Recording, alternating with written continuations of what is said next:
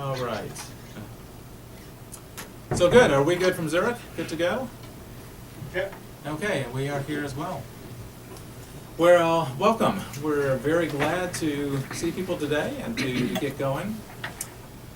We are live from Asheville, North Carolina, and Zurich, Switzerland, and we'll be talking about Jung Africa and a number of things today. Our title is Out of Africa, There's Always Something New, How Africa Stirred C.G. Jung and Still Calls to Us Today.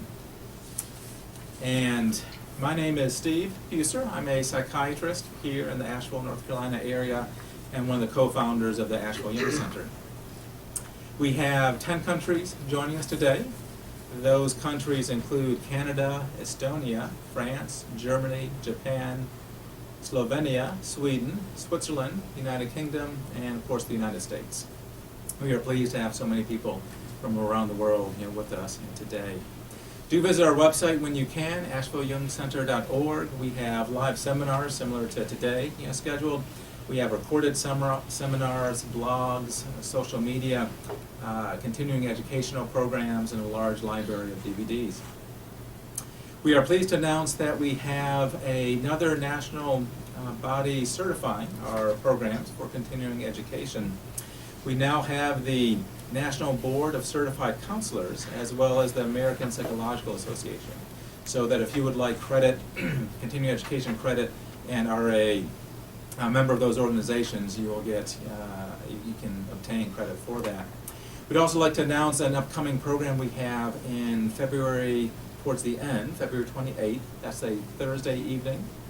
And this one will be from an anthropologist. Curtis Hoffman is an anthropologist professor, and he will be looking at Jung's Red Book and the nature of symbolic imagery. So where do some of the images and texts come from a more archetypal and anthropologic perspective? That should be quite interesting.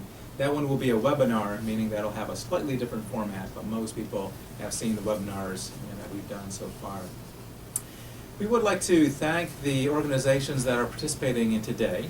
They include the University of North Carolina, Asheville. That's where I'm sitting right now. The Department of Psychology co-sponsors these. The Distance Learning Center broadcasts them, and the NC Ren facility out of Raleigh, North Carolina is involved in that as well. We appreciate all their help. Next is the ETH, also known as the Swiss Federal Institute of Technology. That's where Murray and Peter are sitting right now. That is also the university that Jung himself taught from, so we're very pleased to have them joining us. They've been wonderful in allowing us to do these broadcasts. And then finally, ISAP Zurich, that stands for the International School of Analytical Psychology, Zurich, and they've been very helpful through these times. Murray Stein is the past president of ISAP, and they have loaned many of their professors and analysts to us, and we're very grateful for that. We have a few housekeeping items, and then we'll go ahead and introduce our folks from Zurich. One is that we are required to announce that we have no commercial support for presenters, topics, or programs. There's no pharmaceutical industry support of any kind associated with this program today. Please remember we'll have a survey that will be sent out right after this program. Please do give us your thoughts and ideas and suggestions. That's always helpful to see that from people. Do remember that we're recording today, so that if you don't want your voice or image captured, please ask questions via writing if you're at a live site today. Also realize that if you're a home viewer on a home PC, there are 3 audio settings that you want to adjust for maximum volume. There's a audio control on the web streamer itself. There's usually a volume control on the computer with an icon often in the lower right-hand corner. And then there is sometimes, of course, a knob on the computer speakers themselves. We do get some complaints about volume, but usually if you maximize all 3, the volume is plenty ample for folks. There's also a dialogue balloon on the lower right-hand side of the streamer, which looks just a little dialogue balloon. Click on that to send questions, and we will be breaking for questions every so often, and I'll be relaying those questions to our presenters in Zurich. So, if you're at a live site, please turn off any cell phones. Remember, we'll take a 15-minute break about halfway through our 3-hour presentation today. Let me introduce our speakers today. Dr. Murray Stein is a supervising training analyst at the International School of Analytical Psychology, Zurich. He is past president of the same organization, as well as the International Association of Analytical Psychologists. He's a wonderful teacher. He's been one of our main anchor teachers for the whole 5 years that we've been offering these programs. He is quite beloved from our center and around the world, and we're delighted to have him joining us once again. Peter Amen, PhD, is also a Jungian psychoanalyst, also connected with ISAP Zurich, and also a training and supervising analyst there. Peter is a classically trained musician, plays the cello, and is also a very accomplished filmmaker. If you go to his website, he has over 15 films that he's made, many of which involve the indigenous cultures in Africa, and I think you'll see quite a bit of that influence today. Peter has met Carl Jung himself, and I certainly hope that he shares those experiences with us today. We're delighted to have that as well. So without further ado, we welcome Murray and Peter. Thank you very much.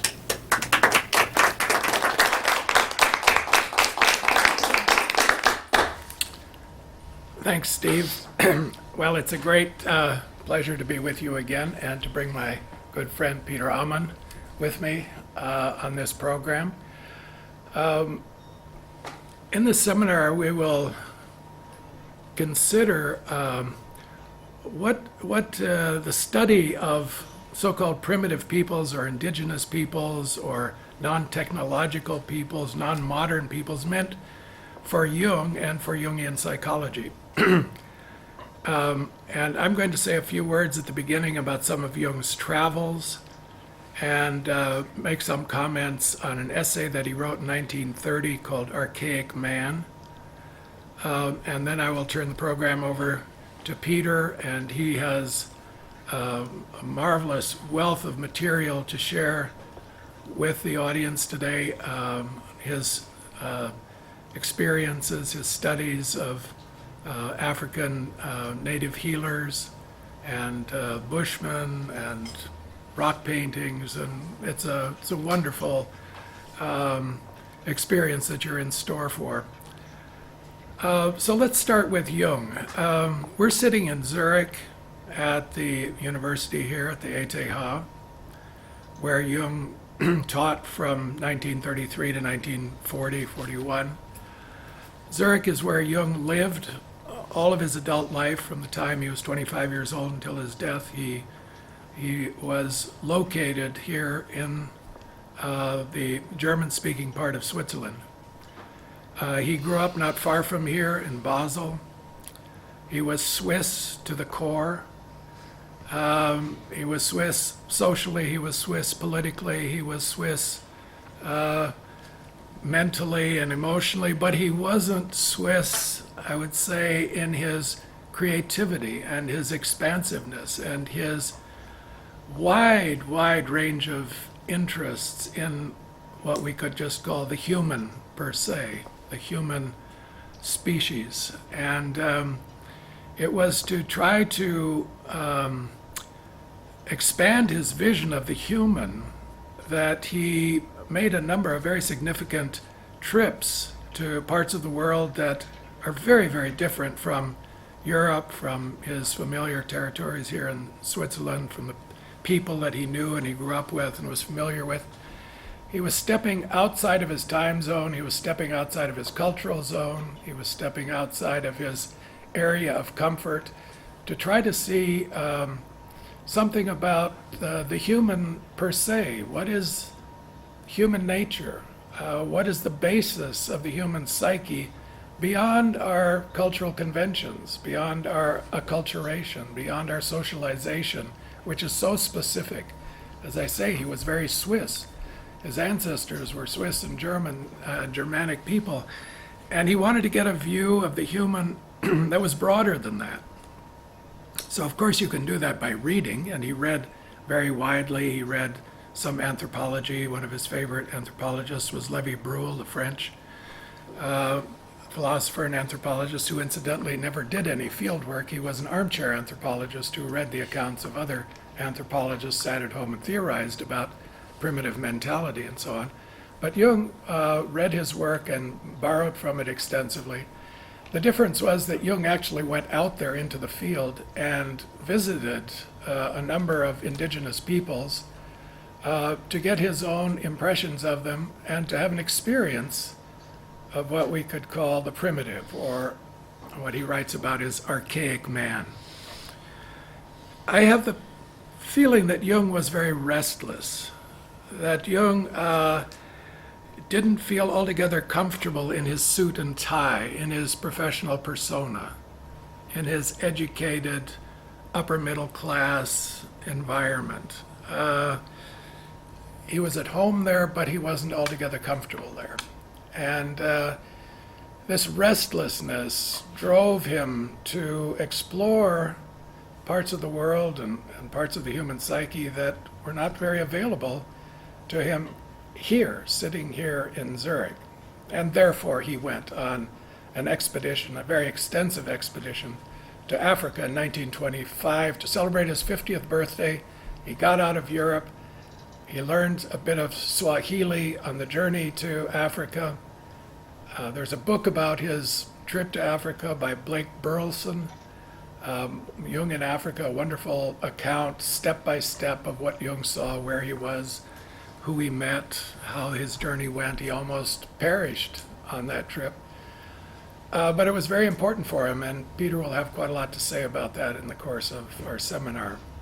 I'm not going to focus so much on that journey to Africa, but it did precede the paper that he wrote in 1930, and that's what I would like to focus on in my remarks now. In 1930, the fall of 1930, Jung delivered a lecture, could have been here at the university or at the ETH. It was for a group of people called the Hottinger Lesezirkel. The Hottinger is an area of Zurich, and they set up a reading group that was very well known in its time, and hosted a number of extremely important intellectual figures of the day.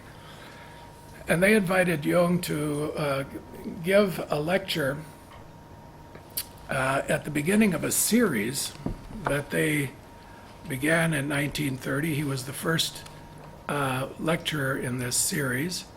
And Paul Bishop has written a wonderful essay on this lecture and the context. The series was going to be called The Myth of European Man. And there were 4 lectures. Jung was the first. He was followed by Theodor Hecker, and then Jakob Burckhardt, and finally Rudolf Kussner, who were well-known intellectuals at the time. And he calls his essay Archaic Man. This has now been collected in a volume that you can see there. It's called The Archaic, edited by Paul Bishop. And Jung's essay is in this volume, plus about 15 others that are relevant to Jung's work. Now, in this essay, Archaic Man, Jung explores the differences, as he understands them, between a way of thinking that Lévi-Brühl called primitive mentality, or pre-logical and mystical thinking, a way of thinking that is characteristic of indigenous people, non-industrialized people, non-technological people, natural people, you can call them by a lot of names. Jung refers to them often as primitive people, which was the terminology of his day. And he wants to contrast that type of mentality with the European modern mentality. And he starts the essay by saying the word archaic, which he's going to use in the title, Archaic Man, the word archaic means primal, original. So when Jung uses words like that, we immediately start thinking of archetypal. He's going to talk about archetypal human beings. what is original, what is basic, what is fundamental. So that's where he starts. Now, when he talks about original man or original humanity later in his work, there's a very rich section of his late work, Mysterium Conjunctionis, on the figure of Adam, the biblical Adam, which the alchemists referenced quite a lot as being original man, having an untainted, unspoiled mind, having access to the wisdom of God himself, having special powers, a kind of original human figure that's very different from the biblical Adam that we usually think about, naive, spoiled, living in paradise, being easily misled by his silly wife and so on. That isn't the kind of Adam that the alchemists talked about. They were talking about the anthropos. They were talking about original man in his full, pristine, archetypal glory, who would only be repeated again much later after 7 generations of repeated incarnations in Jesus Christ, who is the new Adam. And so you get this vision of the human, the original man, the archetypal man, that is fundamental to human nature in its pristine glory, that we do our best in our individuation process to incarnate somehow, to at least bring in pieces of the original human, the glorious human, the transcendent human, into our everyday life. That's the individuation process. Jung isn't talking about that exactly in this essay, Archaic Man, but he's beginning to touch on it. 1930 is right in the middle of his career, and he is going to try to discuss the difference between what people under natural circumstances who don't have access to all the knowledge that we have, all the media that we have, all the technological advantages that we have, who live in a very natural environment, how they think, how they respond to life, and how they put the world together. And he says that the way they think isn't so different from ours. It isn't that they're not logical, that they're not rational. They're just as rational as we are. They think as logically as we do. They just have different assumptions, different basic assumptions. And the difference in the basic assumptions between our modern scientific worldview, which is based on a notion of causality, and their worldview, which is based on a supernatural causality, accounts for the difference in our ways of thinking. So it isn't that one is rational and one's not rational, or that one is unconscious and one is more conscious. We're just conscious in a different way, and we're rational in a different way. But he says there is a remarkable difference, not in the way we think or the way we perceive the world, but in the way we relate to the world. He says that modern man has developed psychology. That is, we are psychologically aware of the difference between ourselves and the world around us.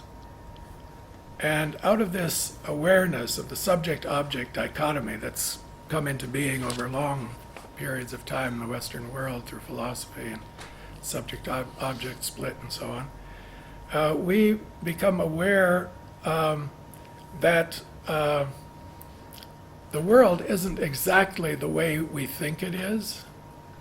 We're aware that we can be deceived by our senses. We're aware that when we get very emotional, we misread signals. In other words, we have an awareness of projection. We're aware that we can project a part of our psyche into the world, and that we are not that objective world. We are subjective, that is objective, and we have a sense of this difference between the subjective and the objective. And he says archaic man doesn't have that.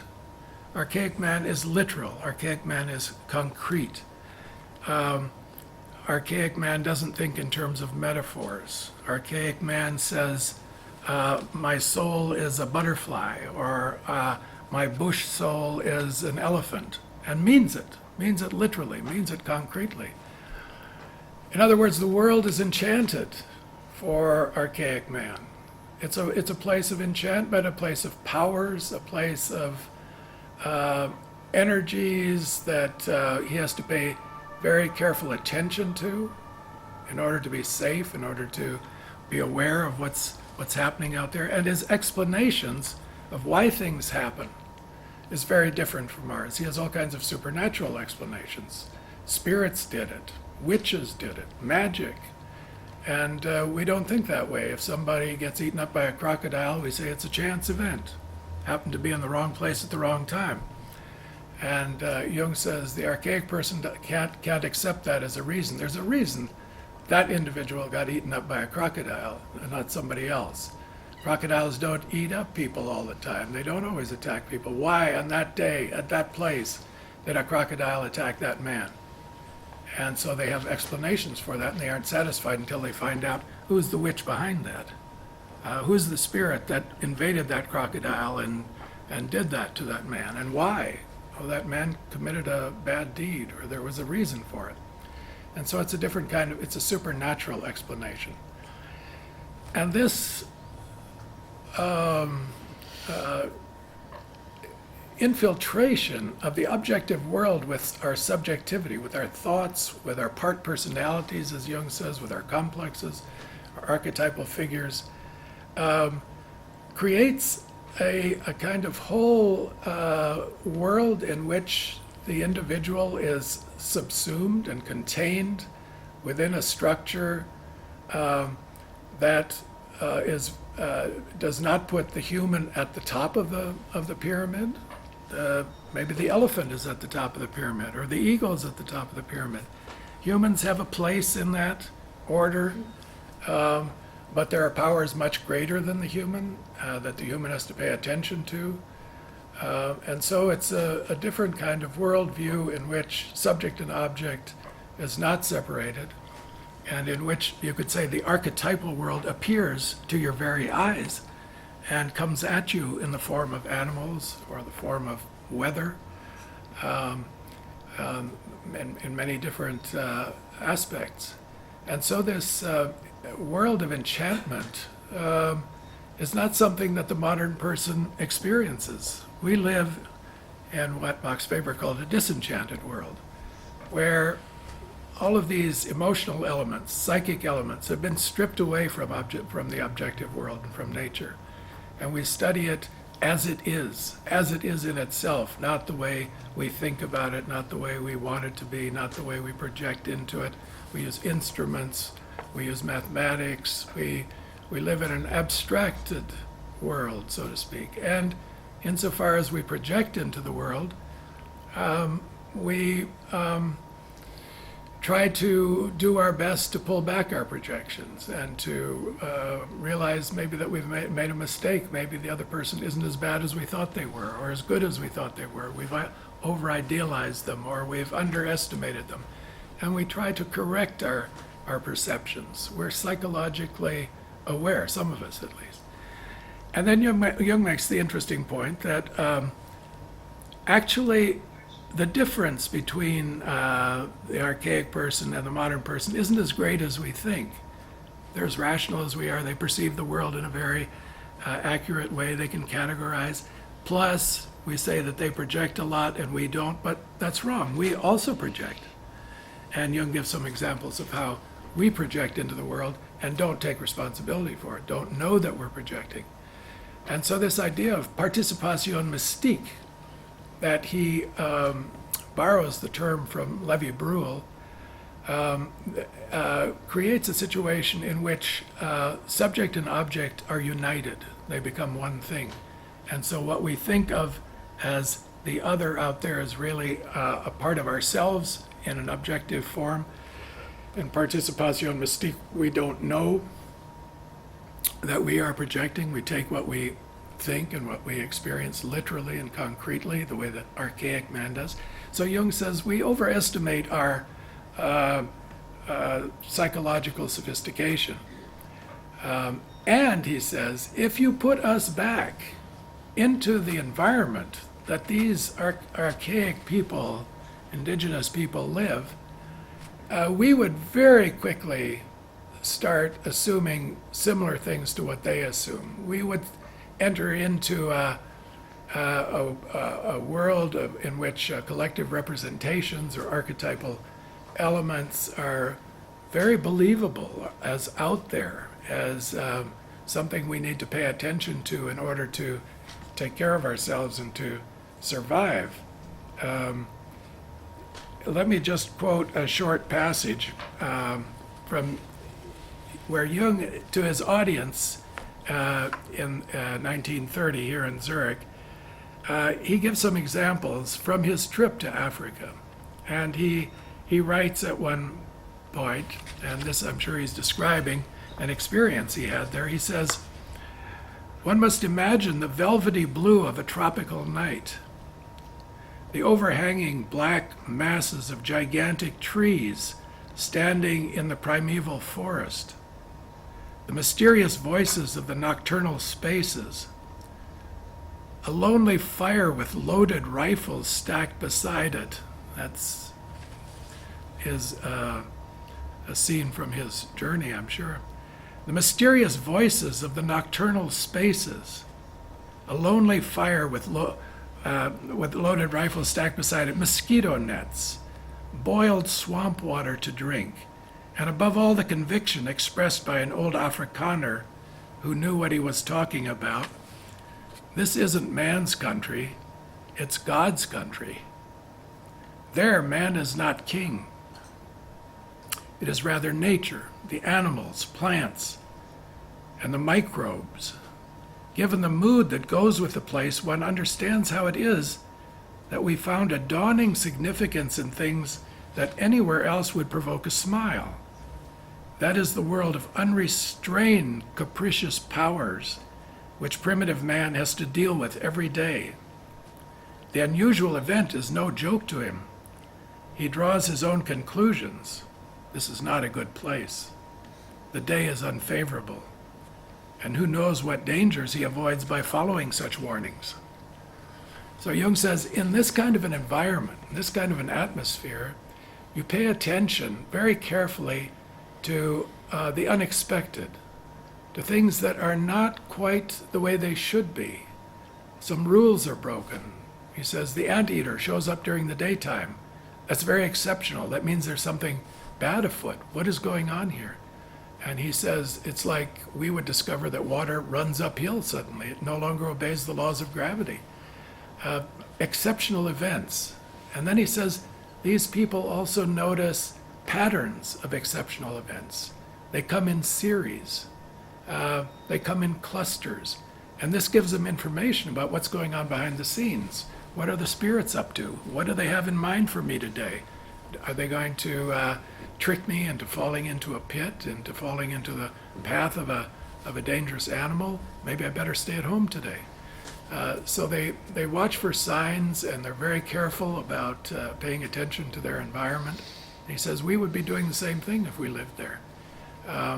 This is a kind of rationality. So these two features, paying attention to chance events that occur in series and clusters, one very important feature, he says, of primitive mentality. And the second is assigning causality to the intention of something behind the scenes that we can't account for by the rules of what we understand to be reasonable events. There's something else going on here. And then he says something very interesting toward the end of the essay. He says, let's imagine that they're right and we're wrong. let's pretend for a moment that there are powers out there that can invade us. There are forces beyond us that can come into us. And if we follow the logic of this, we would say that in the end, what we are made up of are the introjections. He doesn't use that word, but that's a psychological word for it. Are introjections or incarnations of elements of reality that are actually floating around out there in the atmosphere, in the spiritual world, and they come into us and they define us, and over a period of time we incarnate them, and that's what forms us, and that's what forms our identity. We start out with being a kind of receptacle for these forces and influences, and over a time a soul, a bush soul, or an animal soul, or an angelic soul comes into us, and these pieces are then knitted together and integrated in our psyches, and in the end that's what we are. It's a way of saying that the archetypes are out there before we're born, that we are the recipients of archetypal influences that come into us and create us. We don't create them, they create us. He says, let's imagine that that's the case. And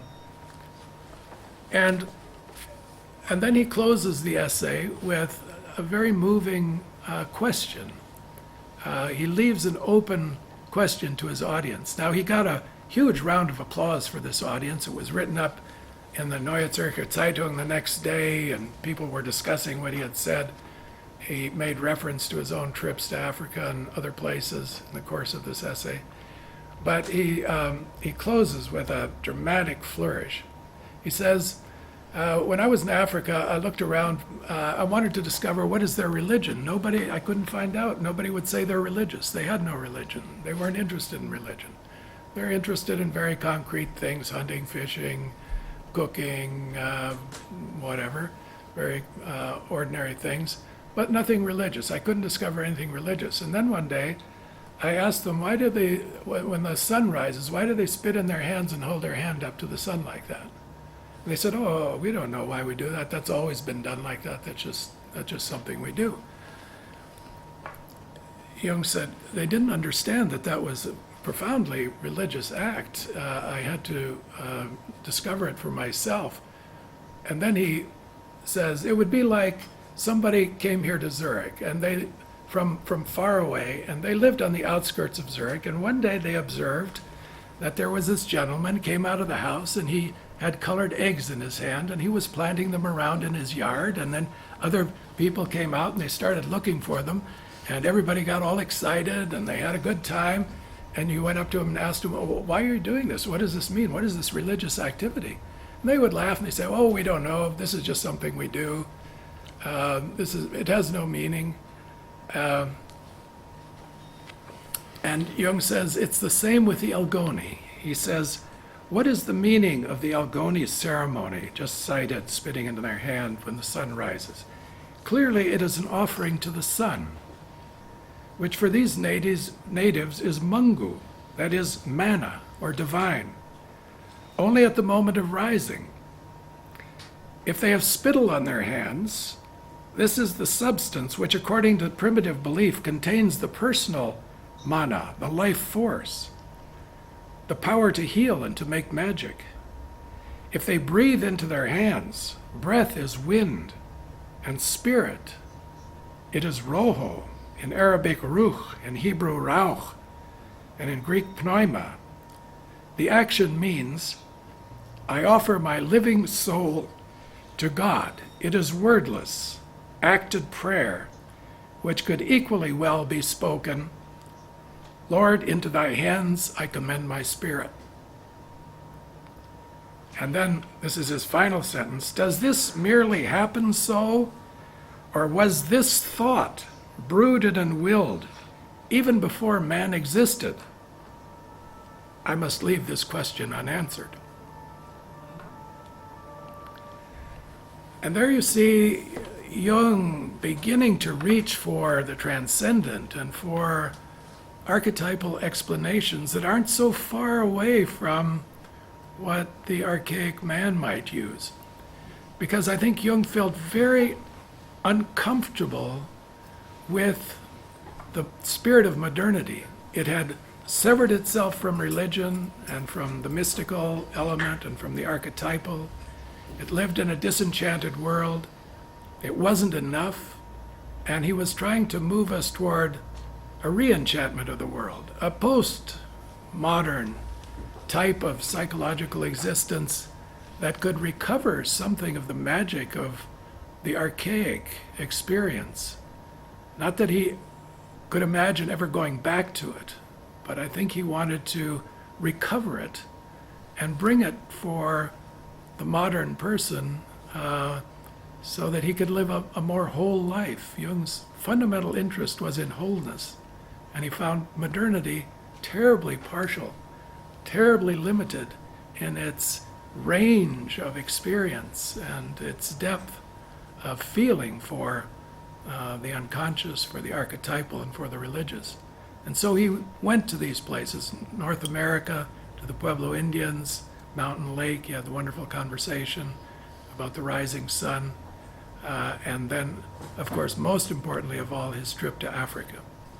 Now I'm going to turn this over to Peter Amann, who has traveled to Africa extensively, who has filmed in Africa, who has made contact with native healers in Africa, has explored what we can learn from these indigenous people for our psychology and for our psychotherapy. To introduce him, he is a professional musician, trained as such, a cellist. He also worked with Federico Fellini in Italy during the late 1960s. On his crew, Fellini was a Jungian. Peter tells me he was in Jungian analysis. He was very appreciative of Jung. And Peter had the opportunity to actually meet Fellini, work with him, get to know him very well. So in addition to being a Jungian analyst, he's been a filmmaker, a musician. He's a man of many parts. And he's one of our outstanding teachers at ISAP. Thank you. So, Peter, please. Yeah, look, this disenchantment of the world. As a musician, when I wrote my thesis for the university in musicology, I wrote about Robert Flood. And Robert Flood was mentioned also by Wolfgang Pauli, because he was a man who still believed in the tradition of that the world is a kind of musical instrument, the Plato's harmony of the spheres. Huh? And so to say, when you talk about this disenchantment of the world, it means the dismusicalization of the world, huh? Because this idea of that the whole of the universe is like an instrument, and God is, so to say, tuning the strings. It is a wonderful image where this separation between the outer and the inner world was not yet completed, and there was still a living connection with the world. So what we are doing also in this postmodern world, in a way, is to re-enchant the world, to have a direct connection with all this. And of course, going to countries like continents like Africa, I think you can make such an experience to live that again. I mean, you said it in a wonderful way. Yeah. Please. You met Jung, huh? You know, after the Matura, I studied music. Well, I wanted to be a cellist, but I had doubts about my career. And I started analysis with Yolanda Jacobi, one of the first disciples of Jung. And one day she said, "You must go and meet Jung." Okay. And she generously arranged a meeting. And when I was at Jung's house and he came, his first question was, and this in his very typical Basel dialect, "Was wünschen Sie?" What do you want? I said, okay, I see I'm studying the cello and so, but I have doubts, and I play with the idea to study Jungian psychology. And then Jung said, yeah, you see,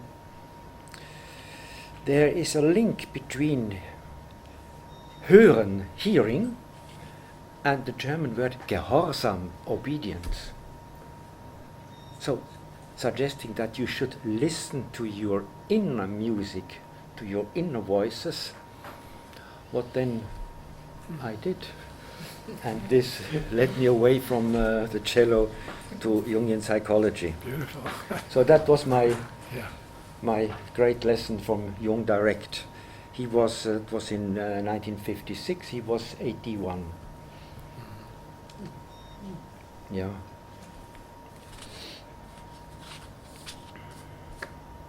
And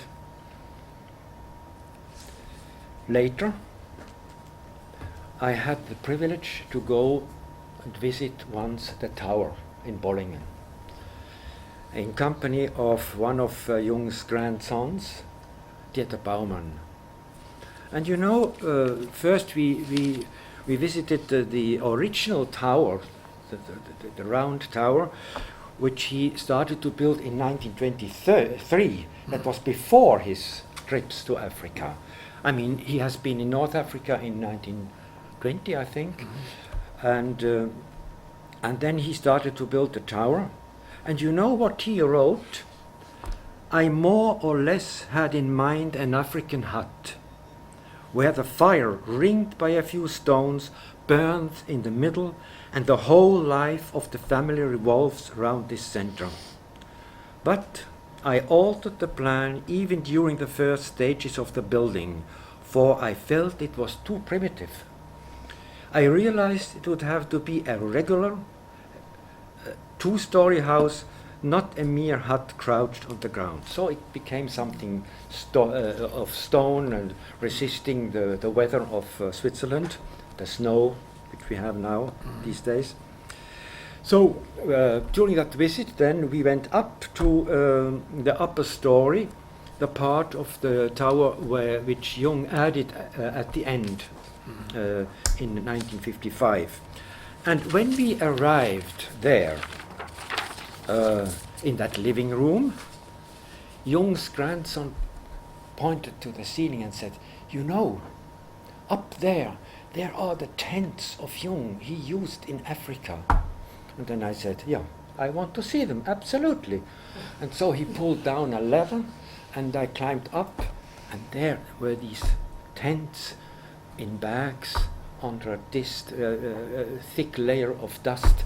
But these were the tents of this legendary trip Jung had made in 1925. And it was a small thing, but for me it was quite moving. That was long before I thought even going to Africa. Has anybody else ever seen these tents? I've never heard I this. have no idea. Are they still there? Dieter Baumann told me that when they were children, they used to put them, to pitch them on the ground around the tower and during the holidays. Huh? Yeah. Yeah. Yeah. And So you had a direct contact with Jung's trip to Africa. Touch the tents. yes, I didn't touch them because yes, but with my eyes I touched them. Yes, yes, and then when later I read how he pitched the tents and how he was so sad when he had to take them away and go home, and thought I will come back, and he never came back. So that's something emotional is linked to these tents for me. Yeah. But you know, you mentioned that the trip of Jung to Kenya and Uganda. Now, what was really the most important thing that Jung brought back? And I want to add here something, because it's clear that Jung himself talks at the end of the chapter of his trip to Kenya and Uganda. He talks about the Horus principle, the principle of consciousness, the principle of the rising light in the darkness. Horus, the Egyptian yeah, god. Sun god. Horus, yeah. But I think there is another very moving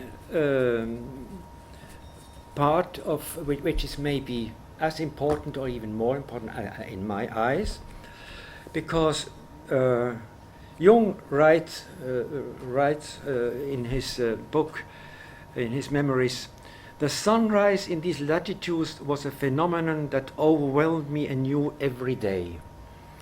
I got into the habit of taking my camp stool and sitting under an umbrella acacia just before dawn." And then it says, "At such moments I felt as if I were inside a temple." Now, some years ago I had the possibility to go to the ETH, the technical high school here, and to read the original script of Jung. And when I came across the passage which reads in the book, "At such moments I felt as I were inside a temple," I came across a completely different sentence. It said in German, "In diesem Augenblick ging ich zur Kirche." In this moment I went to church. It sounds a little bit odd, and or he changed his mind, or Aniela Jaffe said, "Herr Professor, maybe it would be more elegant if you write it as if I was in a temple." No, Jung said, "Ich ging zur Kirche." And this is an incredible statement for somebody who, when after the confirmation, when he was 16 or so, he said he never could go to church anymore. Huh? There in Africa, he went to church.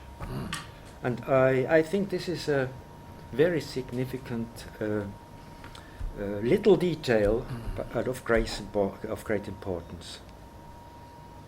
So he discovered the sacred, really. Yes. For him. Yes. Where he could experience Yes. the sacred. Yeah.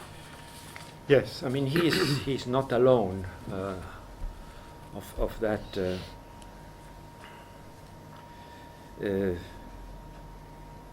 Here maybe is the moment to talk of Lawrence van der Post, Yeah. who himself. Shall we have a look at these short clips, which comes from this film? Clip is included in Lawrence van der Post's film on Jung. He made, I think, in the late 60s for the BBC, and which has been filmed by Peter Baines, who was in company with Jung when he went to Kenya. Yeah. Shall we have a look at it? Okay. Yeah. Okay. Jung was satisfied that his dream as a child of a phallic divinity came from the underground of this collective unconscious. But he knew that one such dream was not enough to prove the validity of so revolutionary a concept. He set out to travel the world for further proof. By 1926, he was in the jungle, in the heart of Africa. Already he'd been among the Negroes and Indians of North America. He'd been to North Africa and gone deeply into the mythological development of India, Tibet, China, and Japan. Now, as he approached Mount Elgon, in the Great Rift Valley of Africa, he felt nearer the end of his task. Everything he had found up to then confirmed his concept of the collective unconscious, that no matter what the race, the personality, or the culture, here was the level where all men were one, with access to forces of infinite growth, forces that revealed themselves in exactly the same symbols throughout the world. He hadn't come across a single myth, legend, religion, or dream which did not contain identical symbols.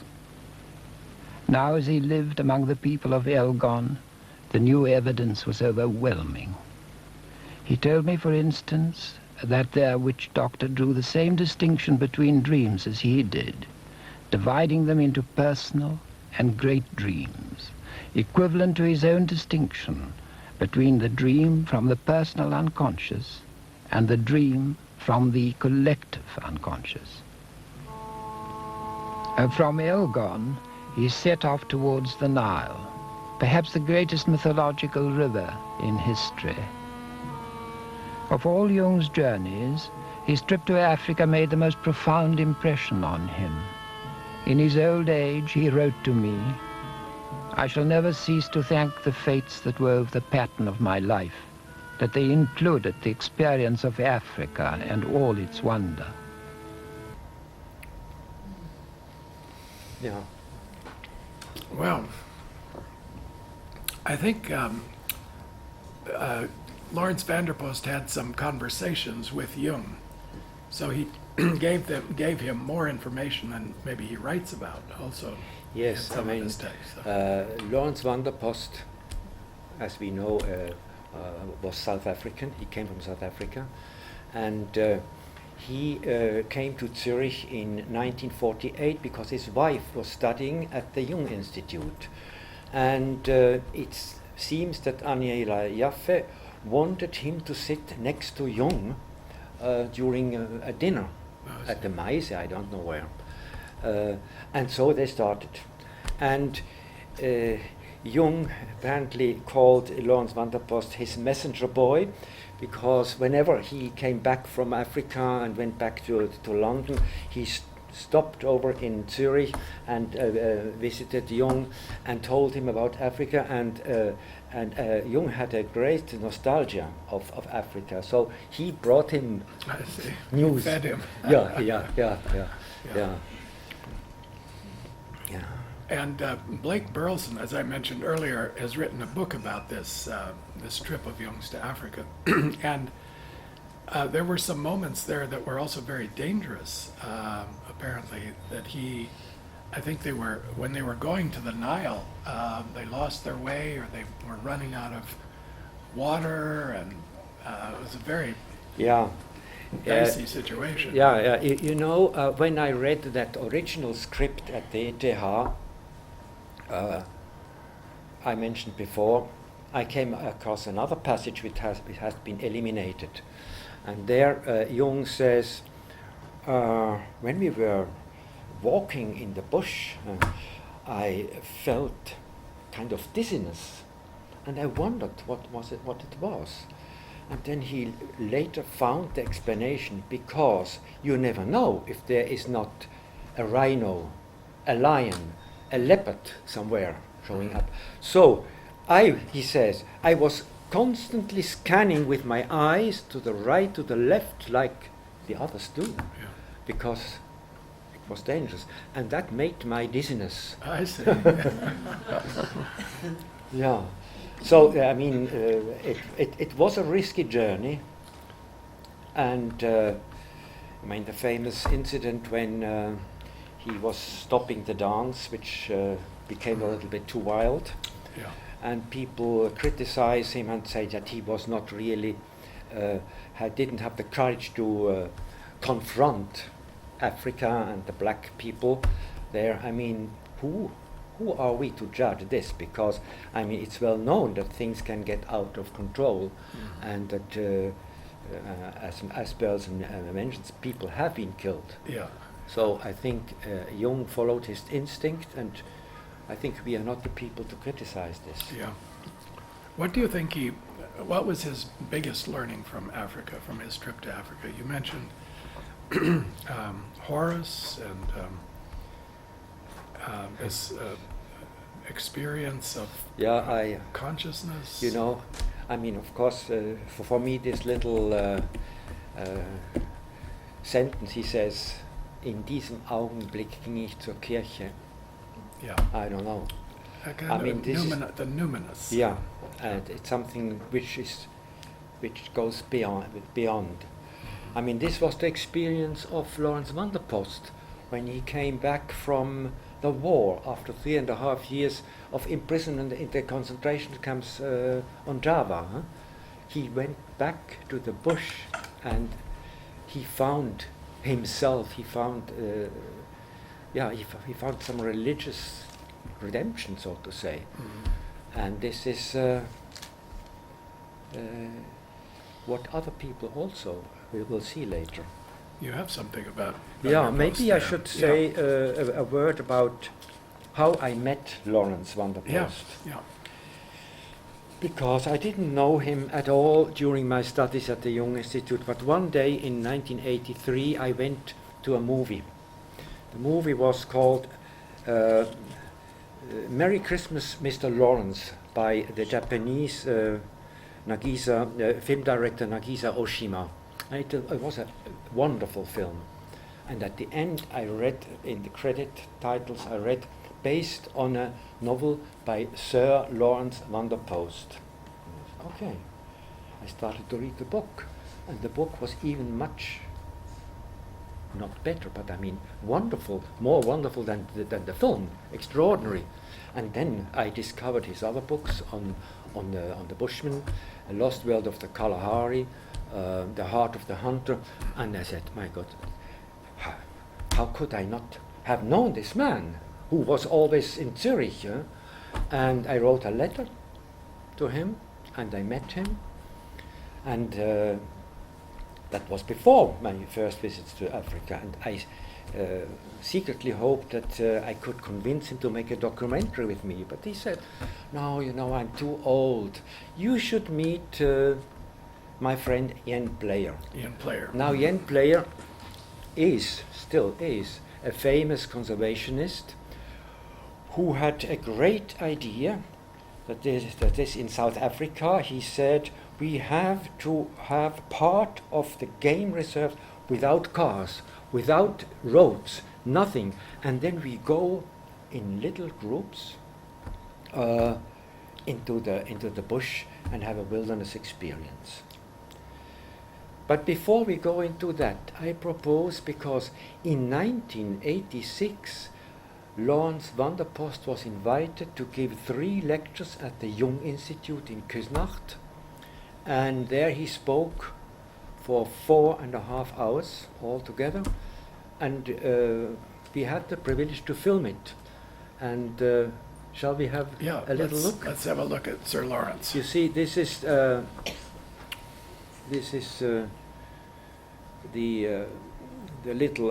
DVD I made of these lectures, the Bushmen and their stories. He tells many different stories, and now we just listen to a few minutes of what he has to say.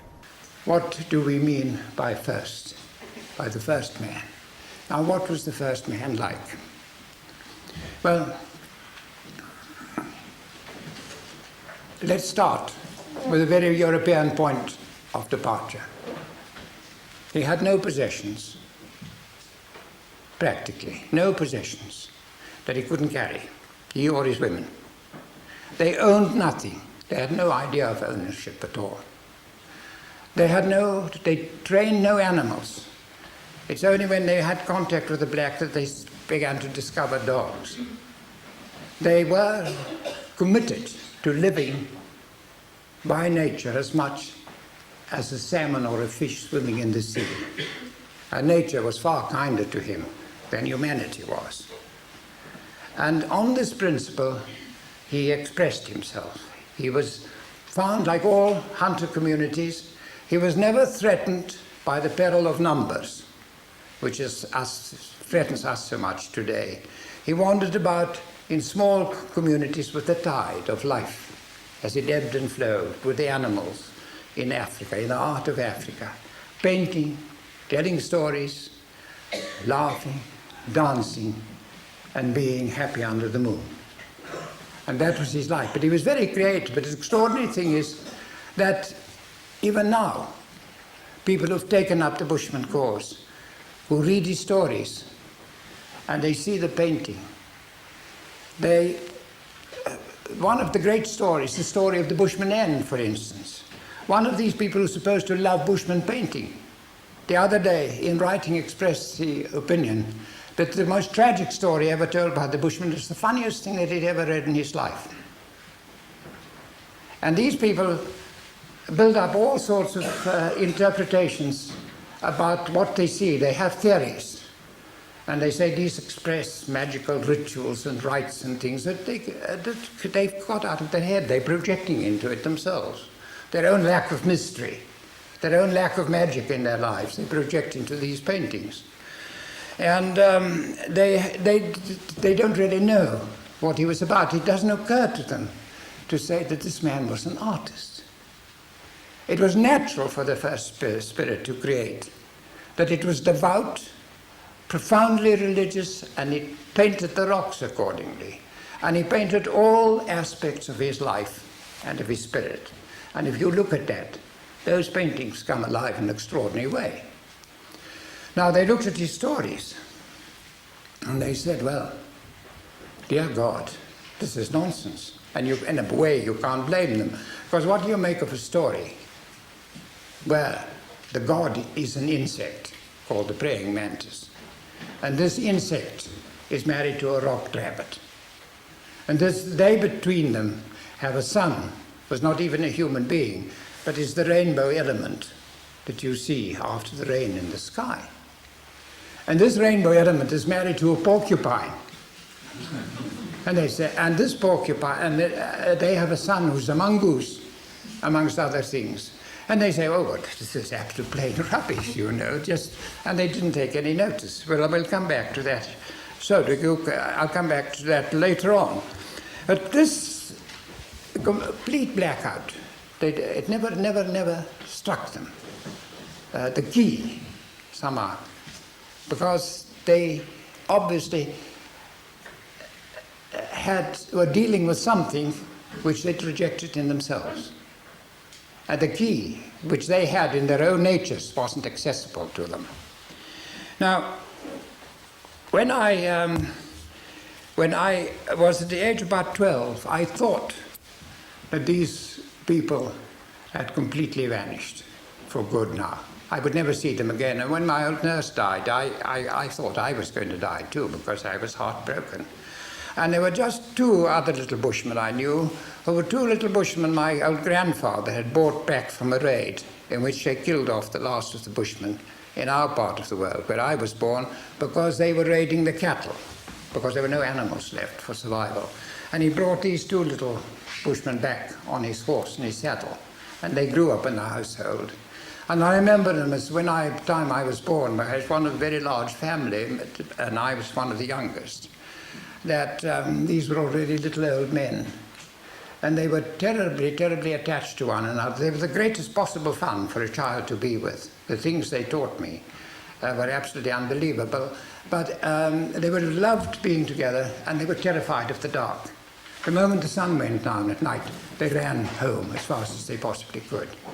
And one of them died of pneumonia, and very shortly afterwards the other one died of a broken heart. And I thought, well, now they've gone for good.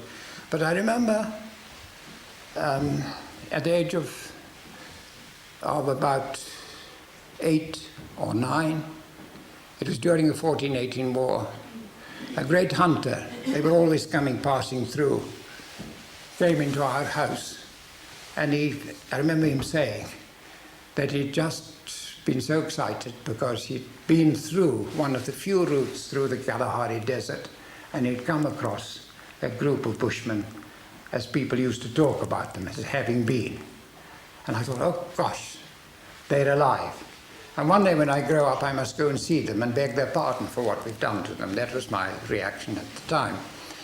Well, I didn't discover in myself the energy or the opportunity to go there until after the war, this last war.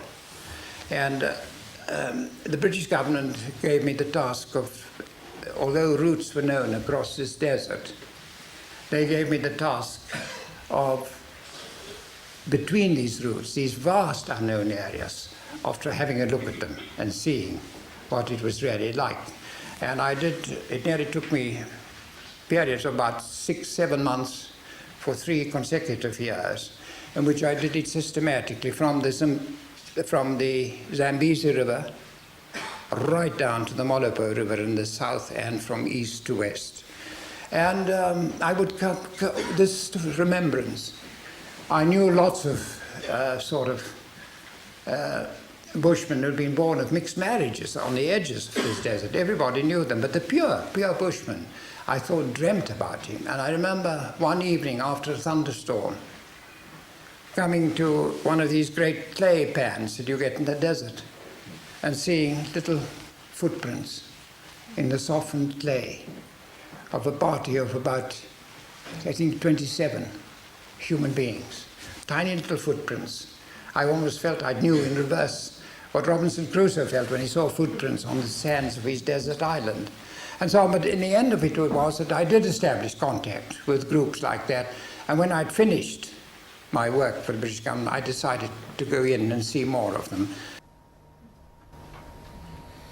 Yeah, you see, that was the beginning of his search for the last Bushman, and which he describes the lost world of the Kalahari, and later in the heart of the hunter. And the paintings he speaks about. Yes. Is that what fascinated you the most, the paintings? Yes. Maybe now we can go back to Yen Player, whom I met through Lawrence, and we had the plan to make a kind of diary, a documentary film on a wilderness trail when a small group goes into that part of the Umfolozi game reserve where there are no roads, there are no cars, there are just wild animals.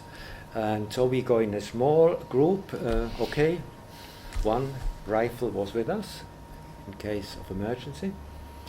And but the idea was not only wilderness outside, also wilderness inside, that we should pay attention to our dreams during this.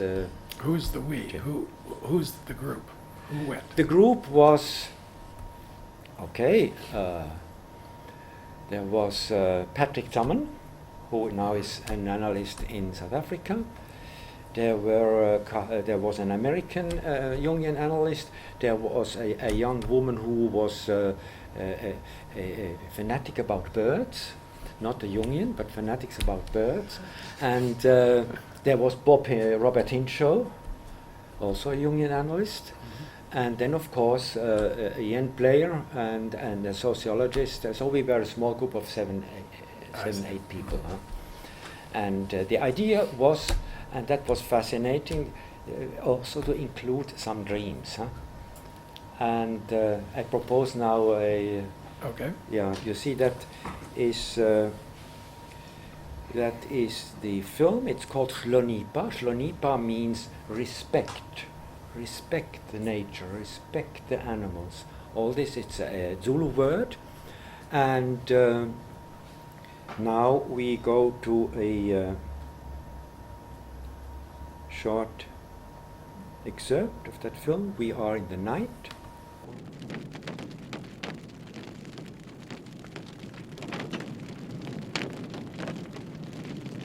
A major part of man's evolution took place on the African continent. If we believe the archaeologists and the anthropologists. And I believe that that stamp of Africa, we have carried it within ourselves. And there have been many books written on the subject. But what I have seen here myself is that at the end of the experience, and one has got to remember, I mean, the average trail or foot trek goes on for 5 days. But at the end of that 5 days, many, many people say, this experience changed my life. And that's really what got me thinking. Now, why did it change their life? I think what happens is the interior Africa meets the exterior Africa, and they click. Yeah, you're saying that it brings us back to something within ourselves, something that is way, way, way, way back, Right. way back in the Millions very of depths. years. I mean, that's the inner wilderness that modern man maybe has no connection with these days, or very, very little, and that somehow this experience connects them with that hunter-gatherer, primitive little band that made their way in the savannah. The hunter-gatherers of this land, the Bushmen, have all disappeared now, but impressive traces of their simple existence are still to be found. One day, we set out to pay homage to the Bushmen.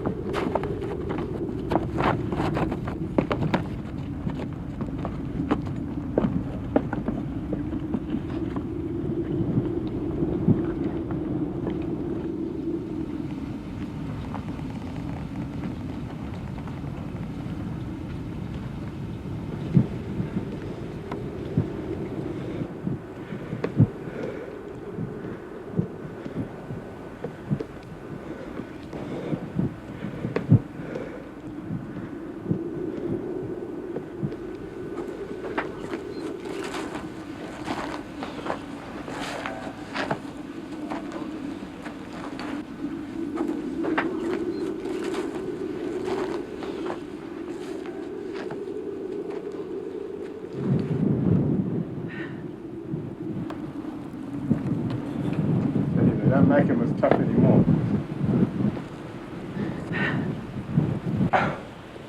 What a walk. Well, Been a bushman yeah. and climbed up here.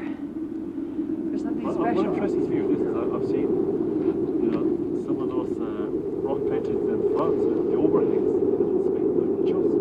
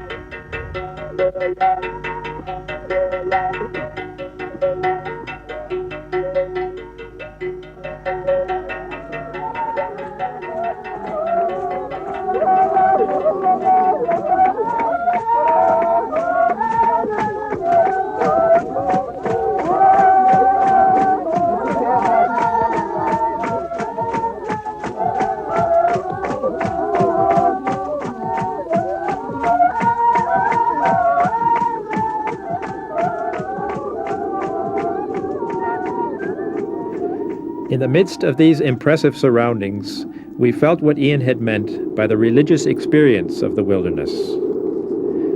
He had also told us a dream about the church in the tree, symbolizing the wilderness. There were many dreams inspired by our journey, and in one of them, another church appeared.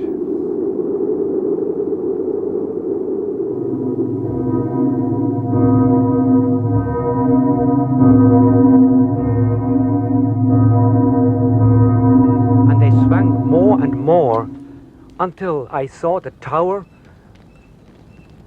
topple over away from me on the nave, which was destroyed. So that was a very strong emotion for me, because it was like it was not an outer force that made the tower topple over. It was the inner motion of the bells. And I thought really that there must be something stronger than that church, that tower. That tower cannot hold that motion or emotion. But didn't the dream go on to the flower? Yes, that was strange. On the left side I saw a little kind of holy place. It was not a church. I just knew it was a simple holy place, a circle of stones. And on the right side there was a chair, and on the chair there was a simple plant. And I knew in the dream that it was a healing plant, and I thought that it was a narcissus. And in particular I thought of a daffodil. We in German call the daffodils Osterglocken, the bells, Easter bells. And though I made a connection, between these two dreams, only after a while. It didn't strike me immediately. That we had in one dream man-made bells hanging up in the sky, in the air, put there by man, toppling over, going smashing to the ground, towards the earth. And on the other side we have the plant, which is, or these Easter bells, now Osterglocken, the daffodil, which is a flower or the bell which comes out of the earth. Yeah.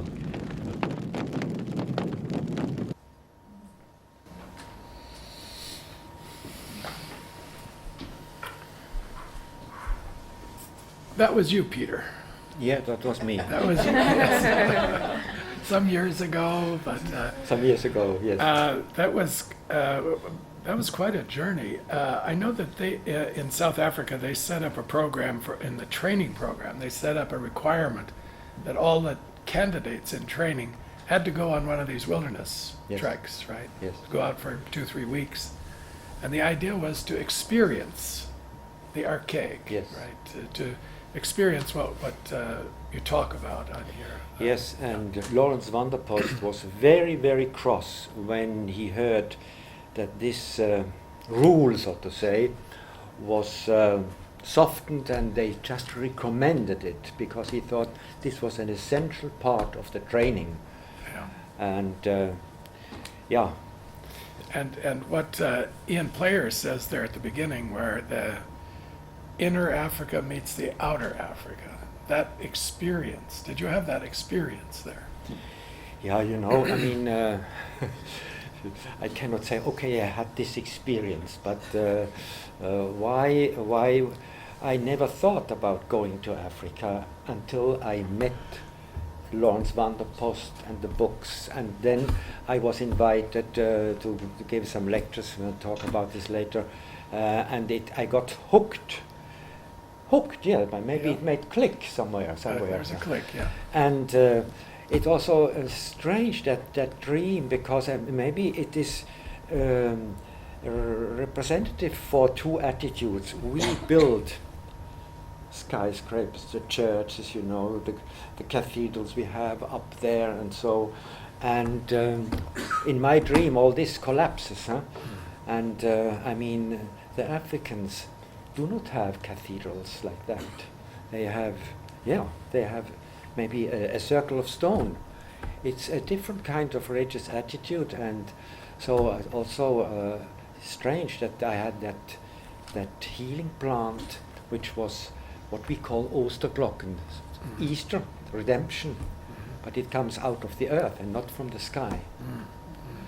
Maybe that's the essence of the African experience in a way, at least for me. Because when you say you were hooked, I mean, you've spent quite a lot of time there now, and you've met a lot of people, and you've become very involved. It's obviously something very central for you. Yes, because it was also during that wilderness trail that Jan Player, as you've seen, led us up to the to these. We have always to climb. It's very painful, and then you arrive. But then there are these wonderful paintings, and then he said, Peter, you should make a documentary on these rock paintings. I didn't feel like, but I got hooked. And then after many years, indeed, I succeeded in making this rather expensive film called The Spirits of the Rocks, and I would like to show you a sequence which is essential for the Bushmen. We saw a little bit something of a dance, but you know, the essential social happening for the Bushmen is the so-called healing or trance dance. Trance dance. Trance dance, yes. The Bushmen do not go into trance by taking Ayahuasca or yeah, hallucinogenic. all these things. They do it by stamping, by singing, by other ways. And I propose that we have it's an excerpt of this film, which is called Spirits of the Rocks. Okay. And first you will see a healer who tells us a little bit how he feels when he is healing. Ka aka kwe aka te o nganga o ka chen tam sa ko tam ka ka ya au si tam te ku tau ka au tau ta an kui ka tam ta ka ka tam ta o aka ai ku ka kota na le sa to chi sa to aga si ka o ne kwa Te ka a ku koe jungui, are ku tsa chi chingui ko ama. Ka a ku koe jungui, o ka a ku tsa chingui ko kau tia a kau kama a jua, te ku kam a si. Ka ku tama cha o cha tua ku tama nani, ka tama cha tua Juku nani kakatama. Katama kama agausi. Kana kama agausi. Katse tsengua anga. Katama ama. Te chatare o ngum. A chao kai. Kama juku kwe jungui. Kau buka koka. Te ka kai she te ku kama ju. Ka kai ku kama ka te kama ka te dukha ka te ka ta ko kai o ka he a dukha ka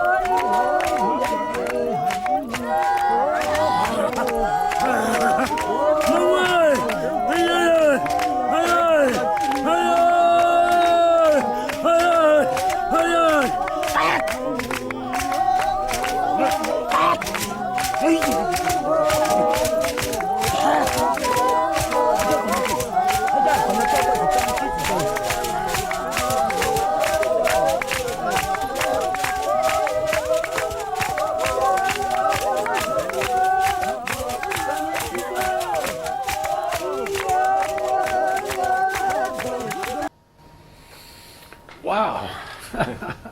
How did you get there to film this, Peter? Yeah, I mean, this was mainly because of Megan Beasley, the woman, with the blonde woman you saw. She worked and still works with Bushmen since 30, 40 years, and she knows their language. And she, of course, made the link. So this is a group of Bushmen, This is a actually. group of Bushmen in Namibia. Huh? Namibia. In Namibia, and she has been working with these people for a long time. So I didn't meet them before, but she made a link, and we were immediately accepted. And when when we showed the film once in Namibia, said, "How can you intrude in this way?" When this, and all this big thing, huh? And I had to, and there was a Bushman with us, and he said, "But look, we want our traditions, our stories, our rights to be known in the world." There was no violation of a secret thing. Yeah. But he is dealing with death. He says he takes death in through the his illness, huh? fingers. The illness. Yeah, I mean the death. They mentioned death, actually. Death. Now you see how what we think they act out. We talk about transference, counter-transference, Yes, exactly. and all these things. Huh? Being infected by the Syntonic patient. transference and all these things. And here you have it concrete. He feels that there is something wrong, and then he pulls it out into him, transference, huh? And then he, and in this dance, with a big shriek, he throws it out. Yeah. And there was a scene there where he looks like a crucified Christ, with his arms out like this, and I associated that to the Christian idea of salvation, that Christ takes the sins of the world and releases you from death and destruction. It's a big projection. But it's a shamanic yes. operation. I never thought of that in Christian terms. Yes, before. it's very literal. It's quite very amazing. concrete, And did you also observe that the healer has also been taken care of? At a certain moment, his wife comes and helps, and then another one, because the healer himself needs help. Yes, yes. As we do. Huh? Yeah. We need supervision, and we need a good wife. it's a very strong sequence. Huh? Yeah, very And, powerful. And to think these Bushmen been doing this for thousands of years, I guess. This is Yes, I wanted to age-old, show huh? you, because the proof is, of course, that all these sequences are shown also in rock paintings, and you have here a copy of a rock painting. Oh, yeah. I can't tell you how old it is, but it is certainly old. What you see, it's a copy. You see indeed in the middle, you see the patient, you see the healer drawing out, and then you see all these arrows. Yeah. Now, these cannot be real arrows. This must be spiritual arrows, because Bushmen would never leave these arrows lying around, because they are very dangerous for children, and the children are all the time also around. You saw them in the film. So these, because the tips of the arrows are poisonous. So these must be the spiritual arrows of sickness. Yeah, that's what we don't know. Nobody has written about it, but it's a conclusion which seems convincing. Now, some of the figures are dark, and some are ghostly. Or That might be, you know. Of course, it's in color, and I don't know exactly what it means. But maybe there was more color on the black bodies than on the others, and the others maybe were maybe just a bit faded, huh? Oh, I see. Yeah. And is this taken from this is a rock painting? This is a rock painting. I can't tell you where, but in South Africa. A replication of it. Or Yeah, something. replication. Yeah. So this trance and healing dance is really the essential social happening, still nowadays done, and it helps also to restore the health of the community. Yeah. So if nobody specific is sick or so, they still do Yeah, it for the same. community. I mean, you can imagine that if people are in conflict, and they are all over the world, and they make a healing dance together for one night, maybe after that experience, they could overcome their conflict. Of course, this is a small group, but there are also specific individuals who are sick, who suffer from something. Yeah? So it is a collective and an individual healing. Now, you say this woman who introduced you to them, what's her name? Megan Biesele. Megan Beasley. She works with them. What does she do? She speaks their language. You hear She the speaks clicks their and language. the- She collects also their stories.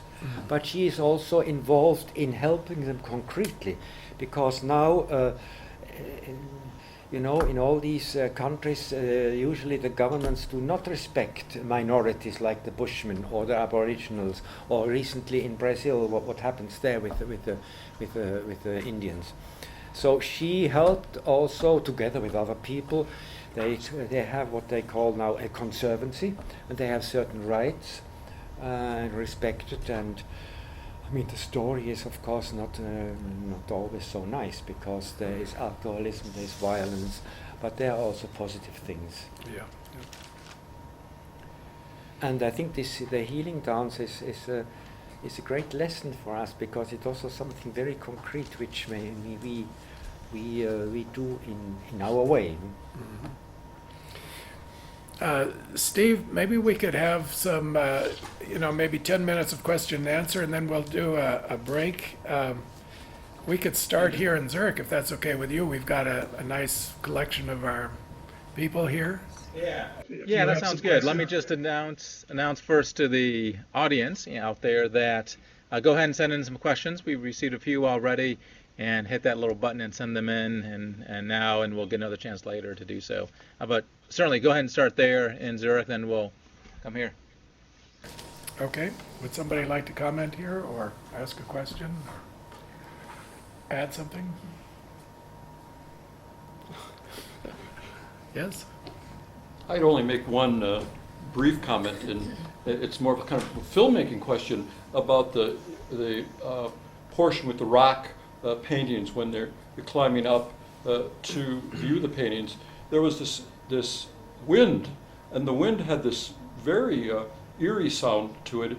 Really, I've heard it similarly in the American Southwest in the desert when the wind starts picking up, and it's really kind of a very non-urban kind of sound. I was wondering, and you I think, used that to great effect in the film. Was it something that you knew that was going to kind of lend something to it, these sounds, or was it when you were in post-production and actually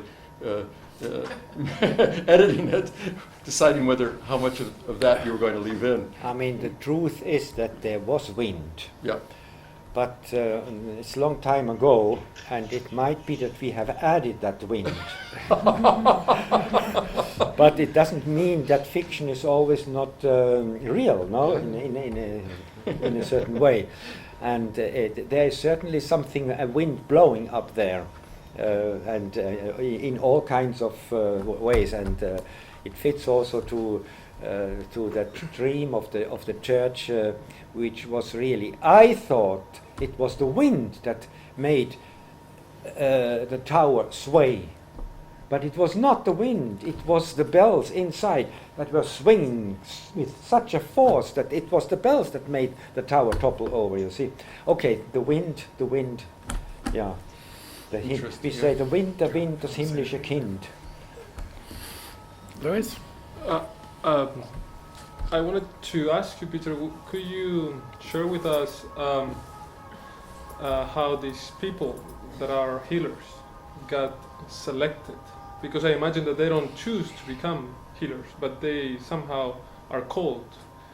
Do you have any knowledge about this? Yeah, Sure I mean, what is particular about the bush people is that it's not some individuals only. I mean, one here and one there that is becomes a healer or has that gift. It is said that up to 60% of the bush men and maybe 40% of the bush women can go into trance, in this kind of trance state, where they do healing work. So it is very different from other shamanistic traditions. That's interesting. Yeah. So anybody can be. If you can do it. Yeah, but not everybody can do it. But I mean, many more than we think. Huh? Yeah, it is. I mean, here you see one healer, but there are others, and there are women as well as men. Huh? But we'll see some later. Sorry? We see a woman later. Yes. Clip, yeah. Yes. Steve, do you have something there? Yeah, got a question or two here. Anything in the Asheville audience? Any of the folks? We're blessed to have two people from South Africa in our room today. They're quiet so far, but I'll keep staring at them to see if they have a comment later. Well, there you go. Then I've got a comment too, but go ahead. If you know Outward Bound courses? We can't hear you. Is there a microphone to make sure that's green? If you would. Thank you. Yeah, try that now. Outward Bound courses, it's like a wilderness experience, and you're out with basics in the woods without your vices and with no one who you know. Would you liken that to this experience in the desert in any way? Because that changes people's lives sometimes. Do you know about Outward Bound? Do you know that program Outward Bound in the United States? No. It's a program, often, I think it's geared mostly for young people, and my son did it. They take them out in small groups into the wilderness for about 3 weeks. And one of the experiences they have while they're out there, it's very arduous, very difficult physically, but they do a solo, what's called a solo. So I think for 2 or 3 days, they have to be all by themselves in a spot in the wilderness. They have no food taken with them. They have to forage around, see what they can find. If they get into trouble, they can signal somebody. But basically, it's going inward and experiencing the inner wilderness and the outer wilderness. And it's a very powerful and often transformative experience. Yeah, that's wonderful. But how do you do that when you have a lion around? Yes, I mean the experience wildcats out there. Yes, because that's real, huh? Yeah, that's real. And the rhino is also there, and you hear it in the night, because that kind of experience is mainly in the night. There are so-called night shifts. There's a fire, and of course the fire is also, the animals respect the fire. So while the others sleep, always one person for 1 hour, maybe 1.5 hours, has to watch and be alone. And in the also night. in the fire, night. yeah. So there is a kind of loneliness, but at the same time, that person has also to see if things go well, if the lion or the rhino is too close, because I mean, and in case of danger, he or she has to wake up the guide, and yeah. Now, do you think there's anything special about Africa? Yes. Doing it in Africa. Yes. It's where humanity began, I guess. Yes. It's the original place. Yes. Eve. Yes, I'm from partial. Africa. But I mean, it's. I haven't been in Australia, and I would like to go there. But you don't have the elephant, you don't have the lion, you don't have the leopard. There is something primordial, because there is danger. I mean, people Snakes. have been injured. Because course, maybe yeah. the guide was a little bit too risky, you know, to go. You have to respect. We came once, all of a sudden, the rhinos were maybe 40 meters in front of us.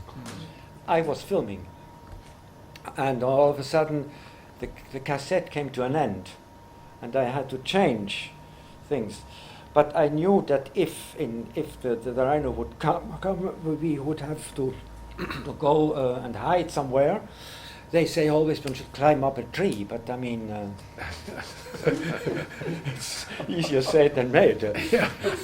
So one has to really to respect. So that's something very special. I mean, of course, you have snakes in other countries, but I mean, the rhino, the elephant, the lion, the leopard. Do you think that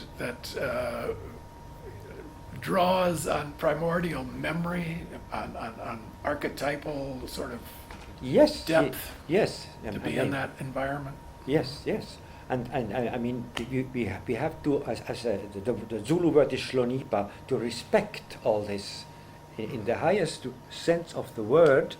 And if you don't, if you you play around, okay, let's take a photo in front of the elephant, and then some people have it trampled.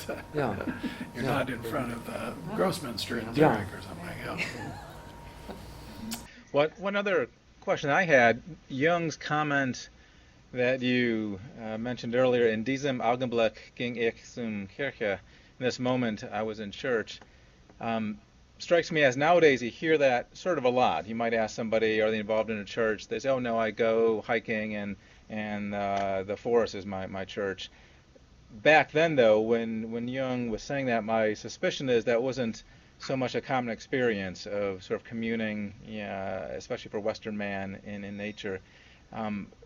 Is that the case? Was that sort of a novel kind of thought when Jung was saying that going out in nature and being struck by the deep spiritual connection was something new and profound back then?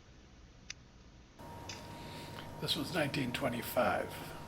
Nowadays, many people say, oh, I don't go to church, I go hiking in the Alps, or I go skiing, or I go into nature or something. But for Jung, it had a special quality. I mean, you're also in a very different environment out there. Because, I mean, if you think that when he built the tower, in a way, it was also going into wilderness, because you know that there still is no electricity, there is no running water, and he was there not only half a day, you know, I go to the woods and have he went there for a long time, so in the solitude, and it was a deep experience, I think, and it can be the same for us as well, but.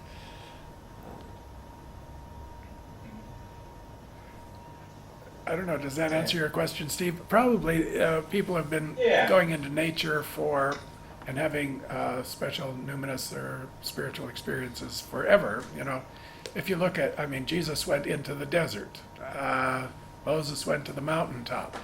It's biblical also to go in. They don't go into a synagogue or into a temple. They go out into a place where the spirit is not contained. It's, it's free. Thoreau, Walden. Walden in Massachusetts, Thoreau. So I think this experience of the spirit in these wilderness places is immemorial. It's not anything new, but it may have been a new discovery for Jung. Although he was very fond of going camping and kind of roughing it and hiking, and he liked to get out of the city environment from very early on. But I imagine out there in the wilderness, there was a special element. Yeah, and I mean that's why a man like Ian Player says we have to preserve these kind of wilderness areas. Once upon a time, everything was wilderness, and the monks had monastery to protect themselves against animals, and now it's the other way around. We have to protect wilderness in order to enable such an experience. Yeah. Mm-hmm. Yeah, that's well said. Let me ask one, I think it's a quick question, then maybe we can take a break after that. This is from Elizabeth in the internet world, and her question is, having spent time in Kenya, did Jung interact with the Maasai? I hope I'm pronouncing that right. Do you all know that at all? The Maasai, that tribe, those very tall. I think there is he saw one, didn't he, standing on a hill or something? That's right. That might have been a Sai, yeah. Maasai. But he didn't meet so many other tribes. It was a very limited experience in a way. Algoni. He went to the Algonis, and also his experiences about the dreams. I mean, Burleson writes in his book, and he's right. Jung maybe hoped that he would get many dreams. He didn't get many dreams. He got one. Got one of his own, you mean? No, from no, the people. no, from the people. Yeah, they didn't. It was in fact, they told him they don't dream anymore. The district commissioner dreams for us now, something like that. Yeah. Yeah. Well, thank you. Well, shall we take our break? Okay. 15 minutes? Okay, so 15 minutes, and we'll reconvene. Okay, good. Thank you. Okay. Yeah, we're good. We can hear you. Okay. So anytime you'd like to resume, feel free. We will. We're going to go on with Peter and Africa, and maybe I could just say another word about this book that you see there, The Archaic, the Past in the Present. It's a recent publication, came from Routledge, edited by Paul Bishop, and there are several essays on Jung's paper, Archaic Man, but then there are other essays as well that might be of interest to people.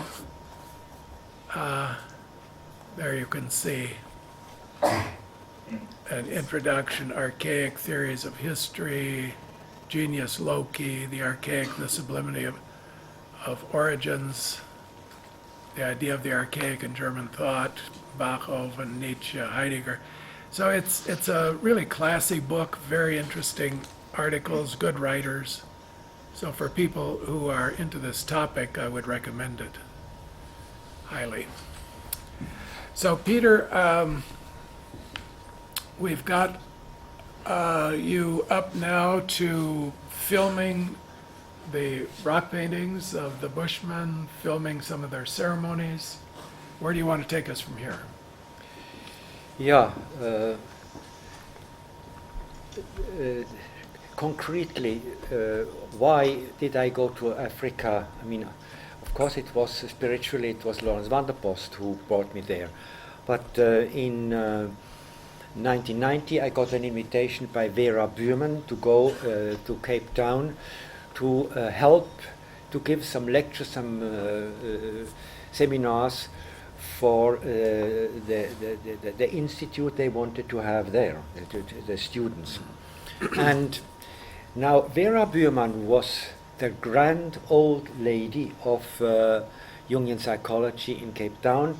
She was a psychiatrist, but she was also a in London trained Jungian analyst. And when I met her, her baby was to create the group, the institute, the Jung Center in Cape Town. But what I discovered only later was that she had done extremely interesting work with African traditional healers. And this is a kind of pioneering work, really, because she has done it even at a time when apartheid was still reigning in South Africa. So she took also a certain risk in a way. But I would like to show you just a very short excerpt of a film. Vera Buurman was filmed by Mario Shears, who then could not edit that stuff, and I could put it together to a film, We're Living in Two Worlds. And we are going now to see a short excerpt of that documentary.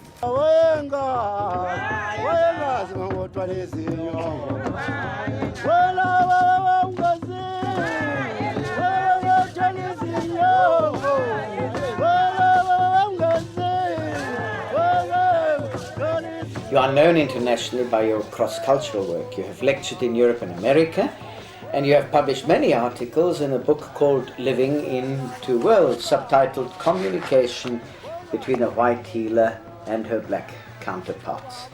Now, can you tell us how this particular interest began? What made you suspect that there was a connection between Jungian psychology and therapy and the methods used by indigenous healers? I didn't suspect that at all.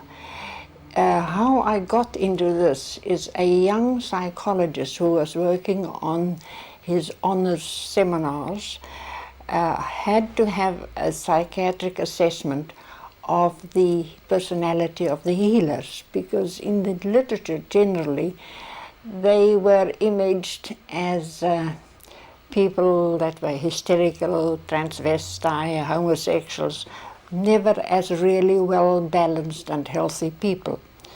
So Robert asked me to accompany him just for the purpose to assess a number of healers that he was working with. And after the first ceremony which I attended, I just got bewitched. And I felt this is an area which really needs exploration, but I still didn't link it up with the Jung. It was when the healer said, if my patients don't dream, I can't treat them. And I went over to him and I said, well, then we are colleagues, because I also like my patients to dream. So we really had immediately started on a understanding as being colleagues, and I felt that he really was not a charlatan. But the whole ceremony previous to this discussion also moved and impressed me very much indeed. I was touched by it. Now that's a remarkable woman, Vera Buurman. I met her at, I think, the first time in Berlin at the Congress. Chiron published her book, Living in Two Worlds. A couple years later, I met her in South Africa. What astonishes one is that she was open to completely reconsidering the Western scientific paradigm about mental health. She's taken to visit these traditional healers to do a psychiatric examination, right? Yeah. Are they crazy? What's the matter with them? Hysteric, they go into trances, they dissociate. You can put all kinds of pathological labels on them. And she comes away saying, we're colleagues. Yeah. I mean, it's an extraordinary about face. Yeah, it's extraordinary. And old Dutch family, South African, how could she do this? Yeah, it's amazing. I mean, I have no explanation. But she has done it, and I mean, her work really aimed at, I quote, at building a bridge between the Western way of experienced life largely rational, intellectual, technological, and the world of the traditional healers, primarily intuitive, non-rational, and oriented towards symbols and images. And she continues and says, in southern Africa, we have the unique opportunity to overcome a one-sided attitude to life, which in the Western world is an acknowledged cause of psychological problems and even serious mental illness. So you see, there is, she was a bridge builder, and she picked up on this idea of Jung's too, that Western scientific Enlightenment culture is one-sided. We're excluding a large part of reality by looking at it through this narrow lens of the scientific mind. Yes, exactly. I mean, it's not only, when you read her book carefully, she does not say only we should learn from them. They could also learn something from us. Yeah. And that led me also to, when, you remember, finally it was decided that the International Congress of the IIEP was held in Cape Town in 2007, I thought now I would like to honor Vera Biermann. And I proposed, instead of giving some erudite lecture, you know, nobody's interested in, let's do some workshops and try to have an exchange between Jungian psychotherapists and African healers. Not to colonize them, but to see if there is some exchange. Huh? And that was bold experiment of yours. It was, yeah, it was a certain risk. I mean, we were helped by a Swiss foundation, by the way, because it was quite an expensive, because all these healers had to be flown in and all this. They didn't have the money to participate in that congress. But what I propose now is to have just a short clip of this film, this Healing in Two Worlds. This is the whole, so to say, it is a summary of these three workshops. And we listen now to Dr. Nokudzola Mendende, who is a Xhosa healer. She is, I mean, she has an academic degree, but she's also a fully fledged healer.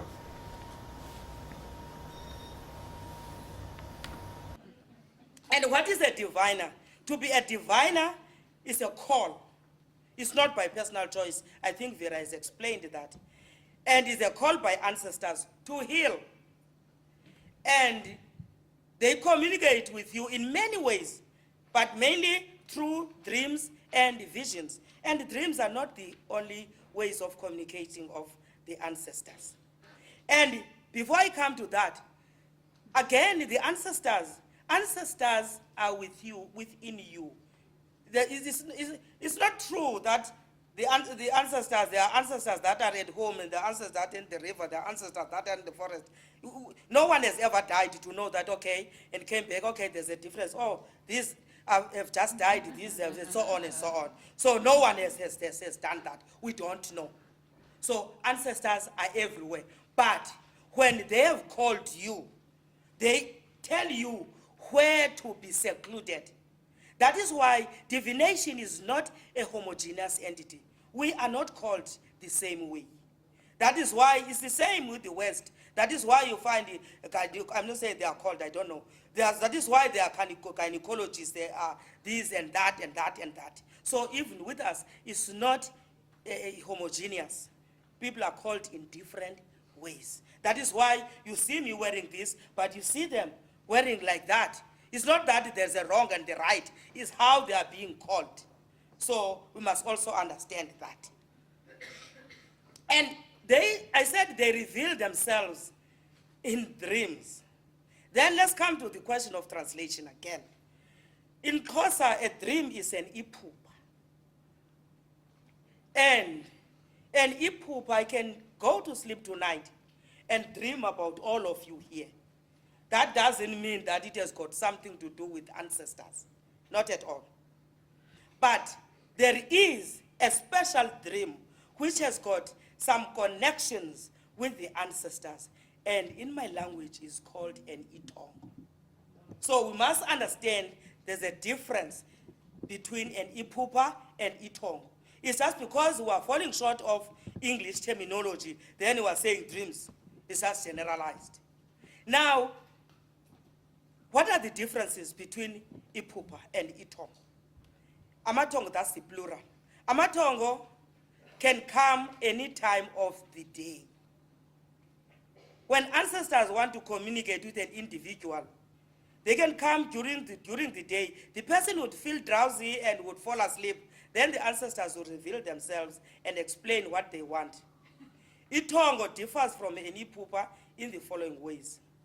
Itongo is a special revelation or message from ancestors, whereas ipupa can be anything, or it could be anything that one's mind could want to reflect on.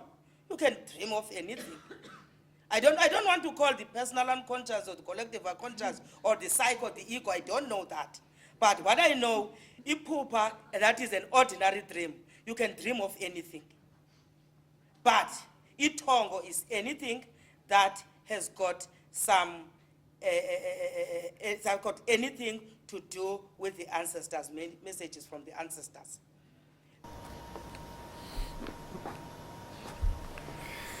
So, two types of dreams, huh? Yes, here we are. Yeah. Yeah. So, I mean, Lawrence van der Post mentioned Jung at the beginning, great dreams, ordinary dreams, dreams coming from the collective unconscious or personal unconscious. Here we are again. Huh? I mean, that's the origin of yeah. So that's the roots of this the distinction. Did she give any examples of such a dream? Yes. Of course, she gave examples, and so she made even very funny remarks, because she said, I mean, you know, the essential thing is the ancestors. The ancestors, they are everywhere, all the time present, and this is not so easy to understand for us. But you see, Jung. I became aware of the fateful link between me and my ancestors. I feel very strongly that I am under the influence of things and questions which were unanswered by my parents, grandparents, and more distant ancestors. And the unconscious corresponds to the mythic land of the dead, the land of the ancestors. Here we are. And Jung, when he was 83, when he met a group of students, he said, "Go to bed, think of your problem, see what you dream. Perhaps the great man, the 2-million-year-old man, will speak." So I was, of course, during these workshops, I was mentioning all this, and so to say, yeah, we have similar thoughts, we have similar ideas.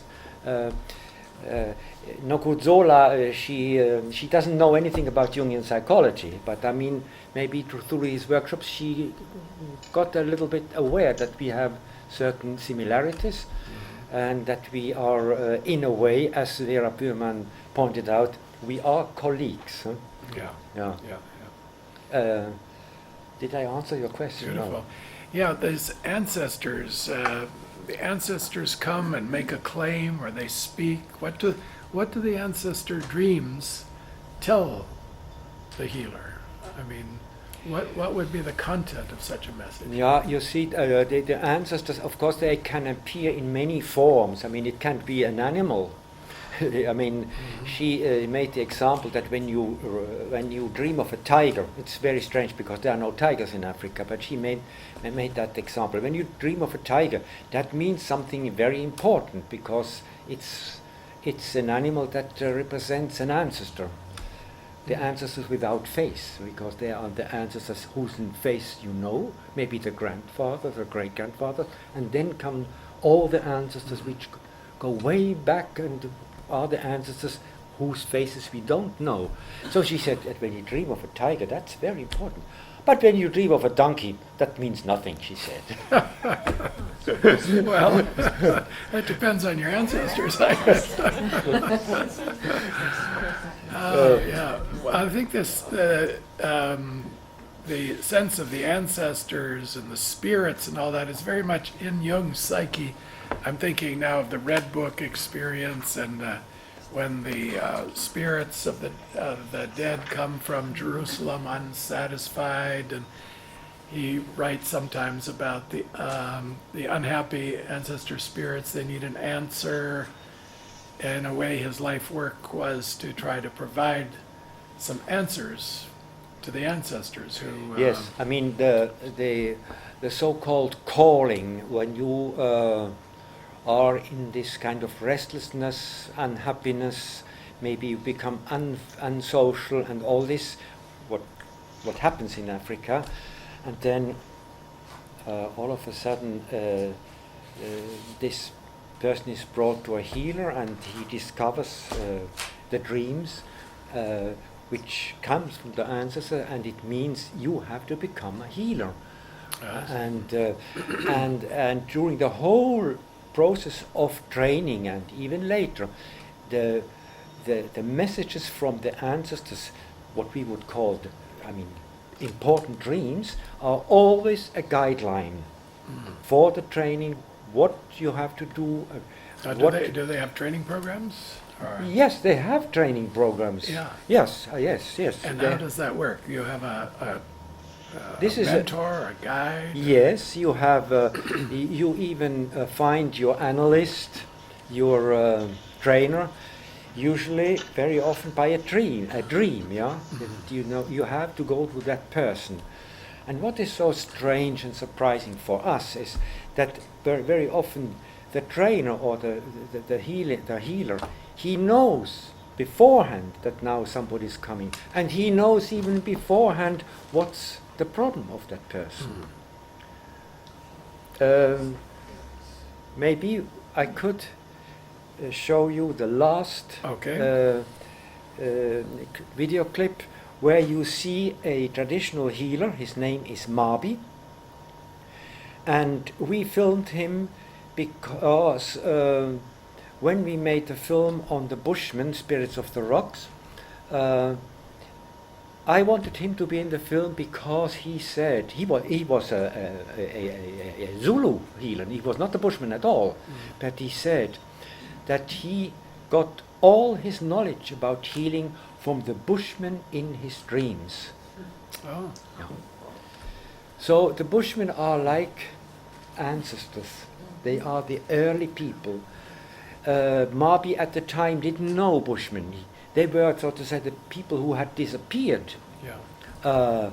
They were, so to say, under the earth, in the unconscious, but in the unconscious they were still alive, and they appeared to him, and he got his healing knowledge from them, according to what he told us. Oh.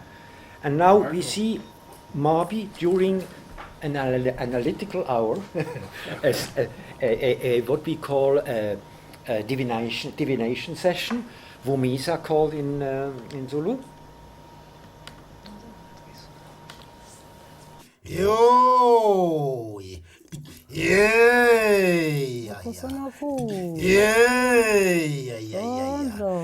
oh, awushengibona ke mntana manishaya Siyavuka ubukhamba ngendaba nje wena shaya Siyavuka indaba yokuxakeka lena shaya Siyavuka ukukhathazekile lapho na shaya Siyavuka uphethwe indaba na shaya Siyavuka ukwezigazini lakho lokwena shaya Siyavuka kuyinto kwena shaya Siyavuka ushengibona lapho na shaya Siyavuka kepha igazi lakho lingaphilile wena shaya Siyavuka impilo okhala kuyona lapho na shaya Siyavuka ube kusuka phi lapho na shaya Siyavuka ube kusuka kuwena mntana mona shaya Siyavuka phezulu ekhanda lakho lapho na shaya Siyavuka ubushaya ikhanda lishaya liqaqamba ikhanda lakho lapho na shaya Siyavuka uzothanda ube buhlungu amahlombe akho lapho na shaya Siyavuka uthanda ukhuphukele inhliziyo lapho na shaya Siyavuka ungathi ungakhala nje kule ndawo wena shaya Siyavuka kepha indaba ilapho le ndaba wena shaya Siyavuka awushangu lapho na shaya bo Siyavuka kepha indaba ikhona le ndaba wena shaya bo Siyavuka yo Makhosi amakhulu mnjinomndawo. Bayede ndaba ngicela ke mama angiphikise ukuthi lapho ngisho khona ayiphathini lento le engizibeka kuwena ukuthi ukuphathwa ikhanda liqaqambele ekhanda lakho lithanda ukuba ube nesizungu nesiyezi. Makhosi amakhulu. Hayi. Makhosi angiqabuki lokho kokusho. Bayede. Mangiphumile nje ngikhambile noma ngofuna nje ezomvu wami indaba. Ngiyakuthola lokho bekusho ukuthi nginabantu abadala. Abakukhona abakufunayo kumina okube ngisebenze ngabo. Indaba ezitha. Makhosi. Iloko engikutholayo kumona lapha esidalweni zami umoya wami ngitshela lokho umndiki wami ngitshela ukuthi unendiki elikhulu wena. Awuluthi umuntu ozathwala umyeka uzoba isangoma. Uzaba umuntu uphile nje kodwa uzathola imoya uthola izinkulumo zabantu uzithwala masinyane endlebeni zakho. Imizwa yakho ithanda ukuvaleka amahlo abe nendaba nje. Makhosi amakhulu mina nangifika kukhona abantu abade bekobakhuluma ngami. Ngifike ngizwe ngingena nje endlini ukuthi kukhona umoya ohweshile ngegama lami. Indaba ezitha. Ngizwe nje emoyeni kube kuthanda ukudidisa ikhanda lami nangifikile. Bayethe. Makhosi amakhulu. Iloko besifuna ukuzwa mama. Kunjalo ke ukuthi novuma ukuthi wena lokhu khona angazi ke nosokhona izikhalo nazo ukuthi iziphi izikhalo senazo. Makhosi amakhulu ngoba lokhu nje okushayile ukuthi ngiphethe umndiki nomndawo ikona ngoba lokho okushoyo ngivame nje ukuhamba nangihambile noma ngihambe ngomntwana kodwa qalwa kulento. Uyazi ukuthi wazwela kanjani kumama wakho wena ufike emhlabeni? Makhosi. Wena wafika uphethe umama wakho ngesinya sakhe.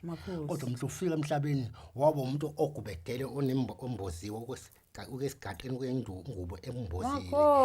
Uyathi mase ufika lo mhlaba koma ufuna bayivule kuze kuvele wena. Manje naba uvela kwakho ikona ke lokuthwele le moya yakho ekuphethe kakhulu. Ufuna ulunyule ngenkamba zendiki nendawo uchathiswe uphalaziswe ubhenyiswe kodwa ubhema nguthola ungafunakali. Ufuna uphalaziswe nje uchathiswe njengomntwana kuze ululame kule ndawo kuzaphela lebalala kwena kuphelele ukushisa ngoba le ndaba isuka la. Makhosi. Enkabeni yakho. Makhosi amakhulu. Inkaba yakho ithanda ukubhijana ibe yisongo. Yayiqaqekile yona ke indaba engenza ube ungalungi kahle kanje. Ikizi bebhlungu impela ngiyizwe nje ukuthi yabhlunga ngathi ngingane. Yebo. Umama wami ongizalayo intombi yakanzimande. Kukhona impela la kulona nje la makhona intombi yakanzimande. Yibona lapha makhona amandiki namandawo lapha. Emaphephethweni. Le ntombazane eyangizala lesithole sakanzimande.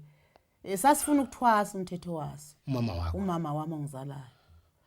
Kodwa ngoba kwakusenenyanga zakuqala ezazikwazi ukwelapha. Zamelapha umana zamvala ukubethwasa. Idinga wena impela ungilaphe. Udinga mina? Udinga wena impela. Ayifuni nezinye inyanga zokwelapha izangoma eziningi izangoma. Cha. Siyakwazi ukwelapha abantu nazo ziyayelapha lento. Ziyayishaya impela kodwa ngendlela ongibekele ngayo ngikhola impela. Idinga wena ke impela kusafanele ngihlehlele emndenini ngoba bikela ngendaba engiyitholile nakubaba wekhaya. Uyabona lapha la ngibheka nje yabona lesishingishana la kuwena. Impela. Into okudalwa le. Makhosi amakhulu. Lempepha kuyona impepho lo muthi lo. Makhosi. Owehliswa ababekhulu zokhanyisela bona abantu abaxakekile. Makhosi amakhulu. Usho ukona ukuthi uphethele kanzimande waphatha kini kaJama. Makhosi. Manje yokwele indaba ithanda ukuba nezinto ezithanda ukwehlukana zihlangane. Makhosi. Ufuna ubuhlanganiswe ke bese welashwa kwakho uzahlanganiswa nomkhwenyana wakho ube umuntu ophila kahle umphilelane kahle naye ningahluphani. Makhosi. Makhosi amakhulu. Ngiyabonga emakhosini. Yanenelisa konke sokushoyo. Sibangeke. Makhosi. Makhosi amakhulu. Emakhosini? Makhosi. Makhosi amakhulu. Yabonga kubantu abadala amakhosi amakhulu aphila umuntu kaNkulunkulu. Makhosi. Akathakathi wamthakathi. Ndlondlo. Isimo nje somoya kodwa niselashwele uma uzaphila. Makhosi amakhulu. Simbisa kanjalo. Ndlondlo. Bayethe. The interesting difference between our way and their way is, okay, we see a client and then the client tells us his story and what he suffers from and so. Whereas in that tradition, the diviner, the healer, the Sangoma, he must know I mean, at the beginning of that session, we didn't see that. There was a little bit of incense, you know, in pepo and so on. Then he goes into a kind of maybe altered state of consciousness. And he has to feel what's wrong about the patient. So that's completely different. Yeah. Okay. And then she agrees. She says and yes. Then, and yes. yeah, it's also a proof that he is able to divine. Yeah. So there's a great training of intuition in this tradition. Actually, I think even that we could learn from them about what I would call the rehabilitation of intuition, also in the Jungian sense. They train it. I see, that's the training. Yeah, I mean, in the training of a diviner, I mean, it seems a little bit ridiculous, but let's say we have a propedeutical exam, and there you hide an egg somewhere in this building, and the exam is to find that egg. Now, how can you learn that? In our tradition, it seems absolutely absurd. But they have to learn this way, to feel, this, I mean, an egg, that's just one example. Yeah. They have to train that in that capacity to divine, to find things. I mean, the healers always, they dream about the place where they find a certain healing plant. And then they go there and they find it. I see. Mostly. Yeah, yeah. So they rely much more on unconscious channels for information. Yes, yes. Than And we do.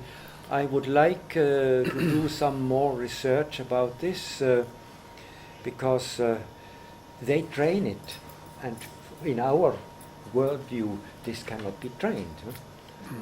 But it can be trained in their tradition, and maybe to tap this source. I mean, Jung defines intuition, knowledge from the unconscious, no? Yeah. But how can you train that? How can you use it more in our profession? Then maybe that we can learn something from them, as well as they maybe can learn something from us. There is, for instance, the danger, the example of the donkey. Oh, donkey doesn't mean anything. There is in Africa maybe a certain tendency to interpretation of dreams according to certain standard schemes. Huh? Oh, this means that, this means that. Clean water means that, and so.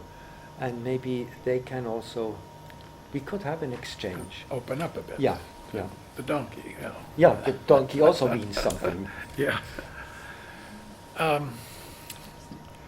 Well, I think what Vera Burman discovered, and I think many other people since, and other anthropologists possibly have also noted these parallels, that the healing practices, I mean, are very different in some respects, but in other respects there's a commonality. Yes.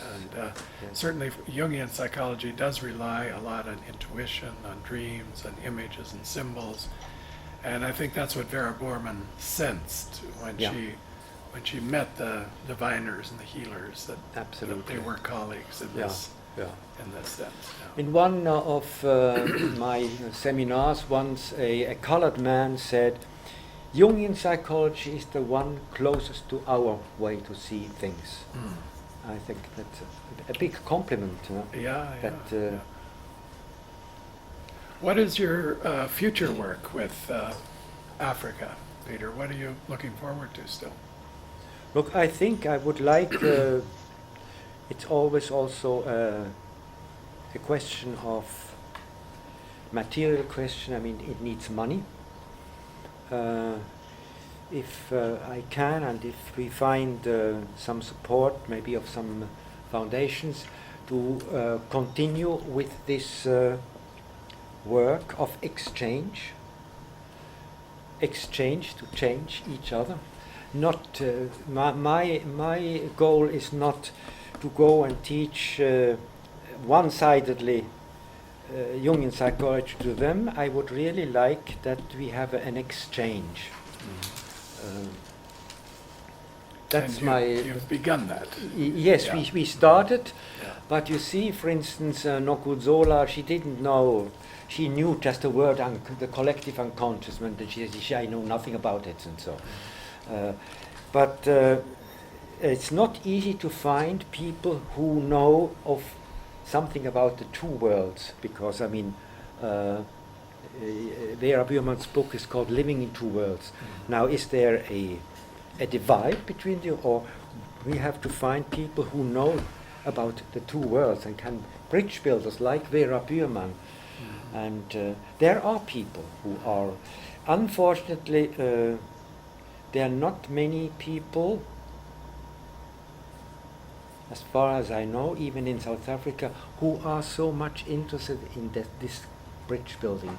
They are in their own In their world. own world, Yeah. yeah. We all But tend I to mean, live there's also one thing that the one-to-one person setting we have in our analysis, this is not really the African way to do things. The community. So we have maybe also to find other ways to with them, you know, and a little bit expand and change our way to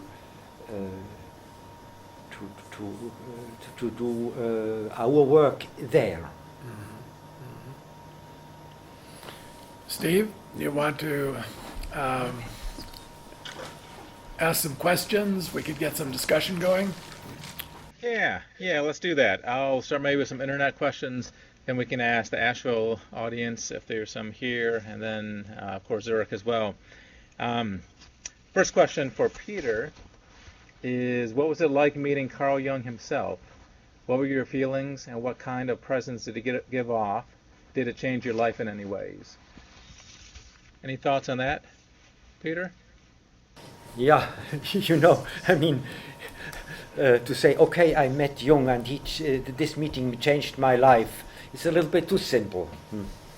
Yeah. It's sure that when Yolande Jacobi, in a very generous way, because all the others wouldn't have done it, but she was a kind of pushy person. She was a very active kind of analyst and conventional, and she said, you must meet Jung. I arranged it, and she wrote a letter to Anelia Jaffe.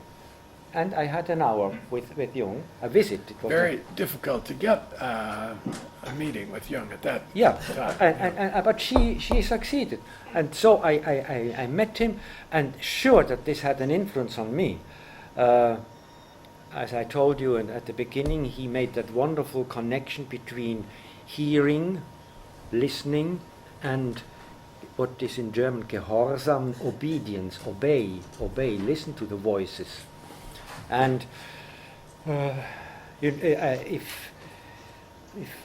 maybe I do not answer the questions in a very direct way, but at the end, he brought me back to the door, and then he said, you know, there are many things in psychology I don't know anymore about.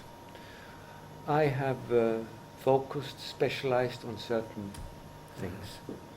And I always tell this story because I think it's first a sign of modesty, and second, nobody should come and tell me Jung hasn't done this, so we shouldn't do that. Yeah. You see? Yeah. Because that was a tendency in the early days of the Jung Institute and so on to become very sealed off. If Jung did it and said it, it was okay. If he didn't, forget it. And he's opening the door to wider exploration. There are many things I haven't dealt with. Yeah. It was a good message. Yeah, that was a good message. So certainly this, to answer the question, helped to change my life. Is it a vivid memory of Jung that you have? Yes, I mean, I remember him. He was quite a tall man. Yes. And then I have another memory. He had a black armband on his arm, and this was the tradition at the time, maybe not anymore, but in his generation, because his wife had passed away a few months before. Oh yes. So that's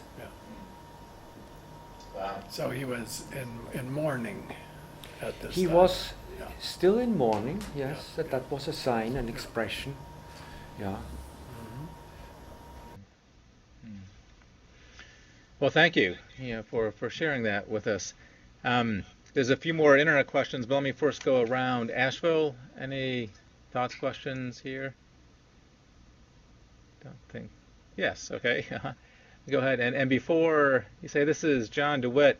John is South African, and you'll notice his lovely South African accent in just a moment.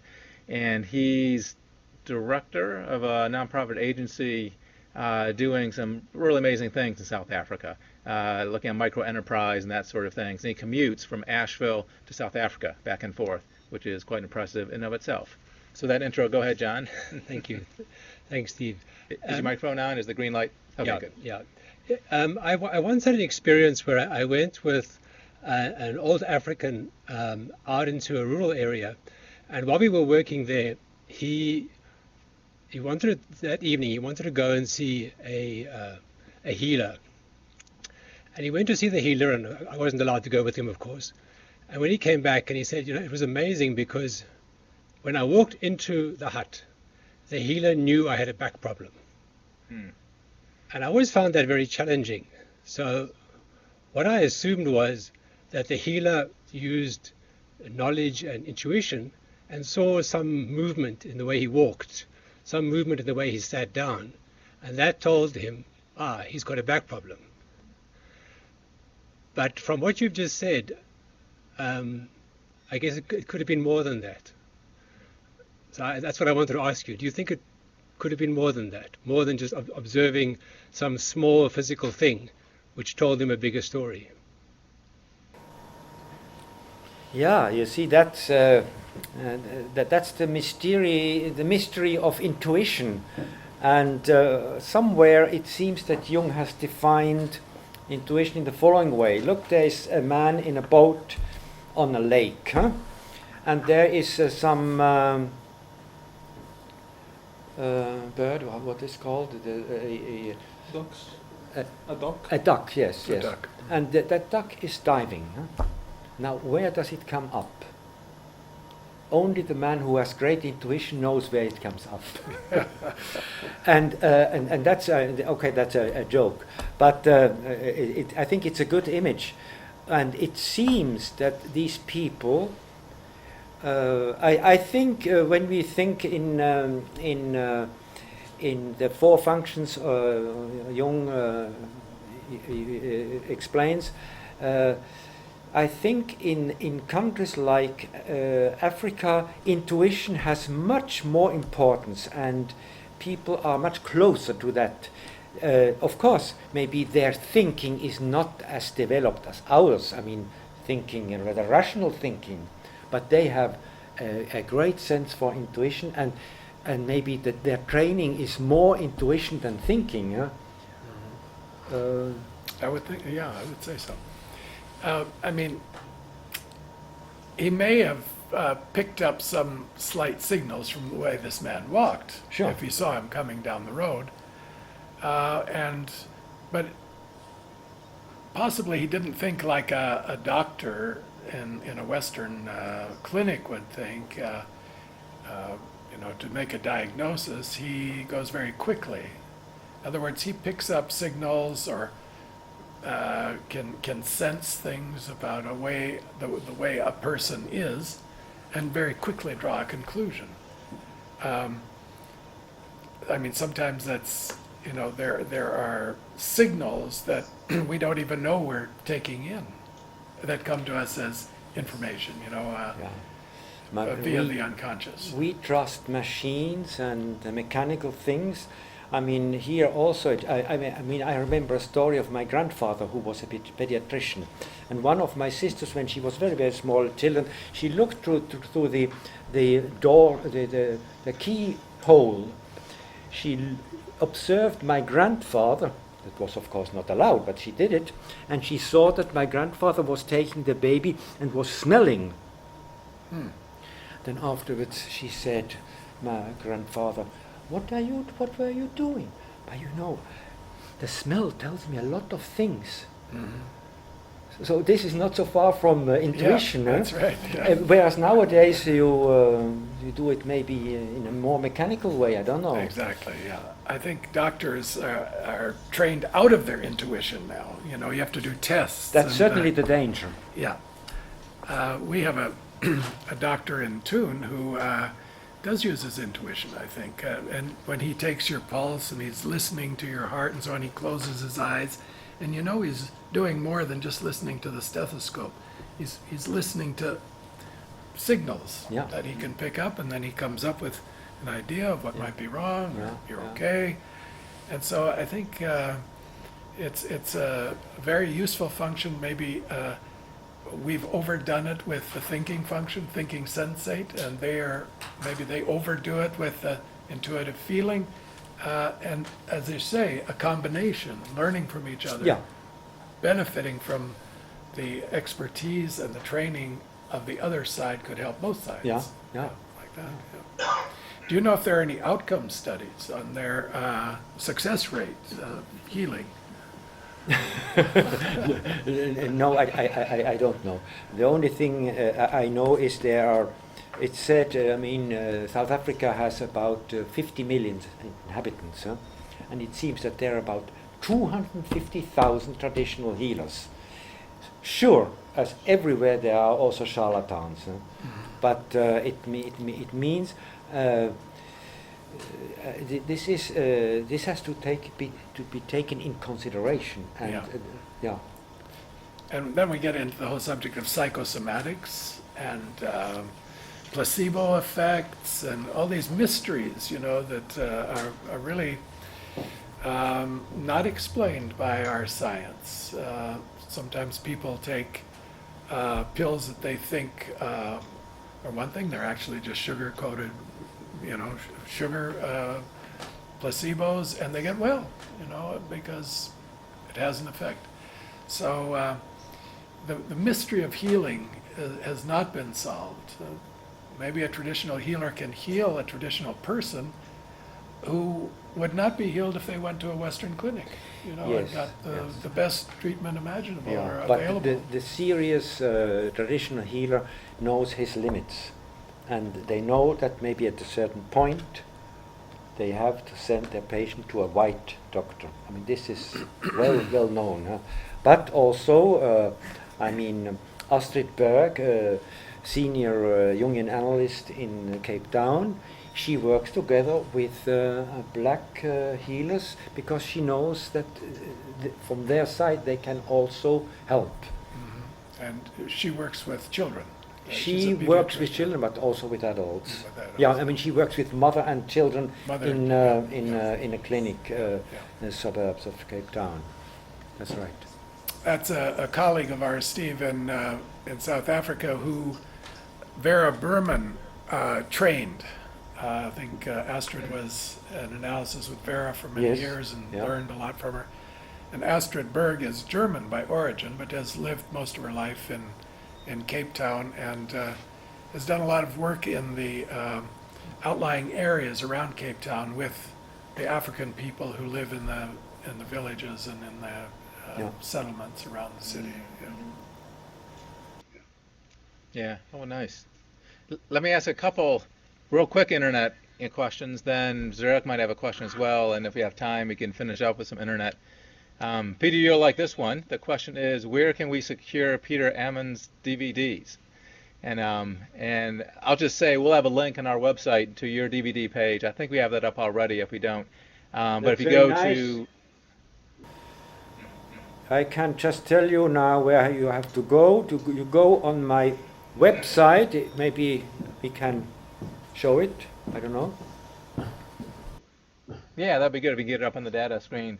We'll also link it to our page. So if you come to the page you registered on, we'll link it there too. And then the other question, while you're pulling it up, this is probably for, well, it could be either of you. This is from Jacqueline. What color were Jung's eyes? I've never been asked that before. Do we I guess, know? Peter, how good is your memory? Peter? Going back. Did you look into Jung's eyes? What color were his eyes? Sorry, I was a little bit absorbed by technical problems. Der color, die Augenfarbe We have a die Augenfarbe vom Jung, ob ihr die gesehen habt. we have a question. What color were Jung's eyes? I'm not a sensation type. I'm sorry. Use your intuition. I think they were brown. So I think they were brown. I was going to say. No. I think it was a mixture between blue and brown, because he was already quite individuated. I see. one blue, one brown. Exactly. I was going to say, Murray, there might possibly be a question about Carl Jung that Murray Stein doesn't know the answer to. I think maybe they've stumped you. I'll check on that though, Steve. Next time I'll bring you the answer. Right, exactly. I guess Andreas Jung, we could ask him. He may know. Yeah. There's another question that's a nice one. This is from Meg. Might we assume then that our ancestors populate our individual unconscious? Would we therefore assume they populate the collective unconscious also? I don't know. That's an internet question. Any thoughts with that one? I think in the African setup, the ancestors really perform the role of archetypes. I don't think they're so personal. It sounds to me like the ancestors are impersonal powers. There's Peter's website. Again, we'll link that to our webpage, so they can just go to our webpage and link over to it. That'll be fine. But yeah, thank you for pulling that up too. But Peter, maybe you can comment So your on that. ancestors- Who are the ancestors? Do the ancestors belong to the personal unconscious of the African, or are they archetypal images? You see, or do they pass from one to the other? Vera Burman, in her book Living in Two Worlds, she talks about the ancestors whose face we know. Of course, this That would is be your- the grandfather, Yeah. the great-grandfather, or maybe even some generations back, you know about him or her a little bit. But then comes the ancestors whose face we do not know, and there we go into what we would call the realm of the collective unconscious. And the ancestor can appear in the shape of a lion or of an animal. Yeah. You see, there you're shifting from the personal into the collective. But it could also be cultural unconscious. The ancestors could represent the cultural attitudes, the cultural Yes. forms, the cultural ways and traditions and habits.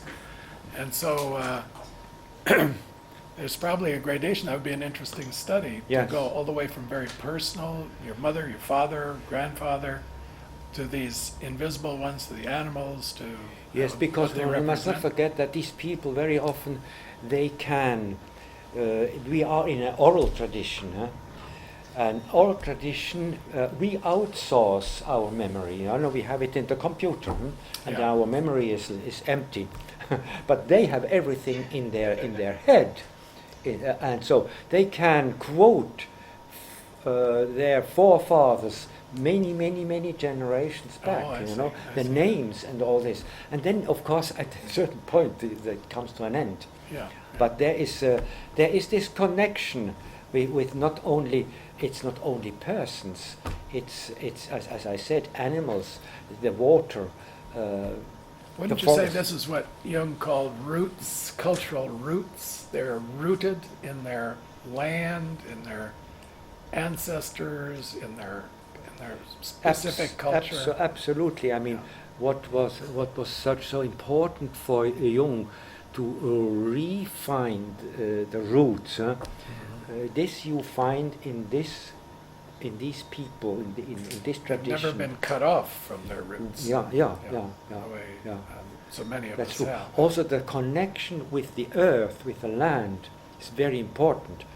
So, if you use just a certain land for building, I don't know what, and there were people buried. So this is a big offense.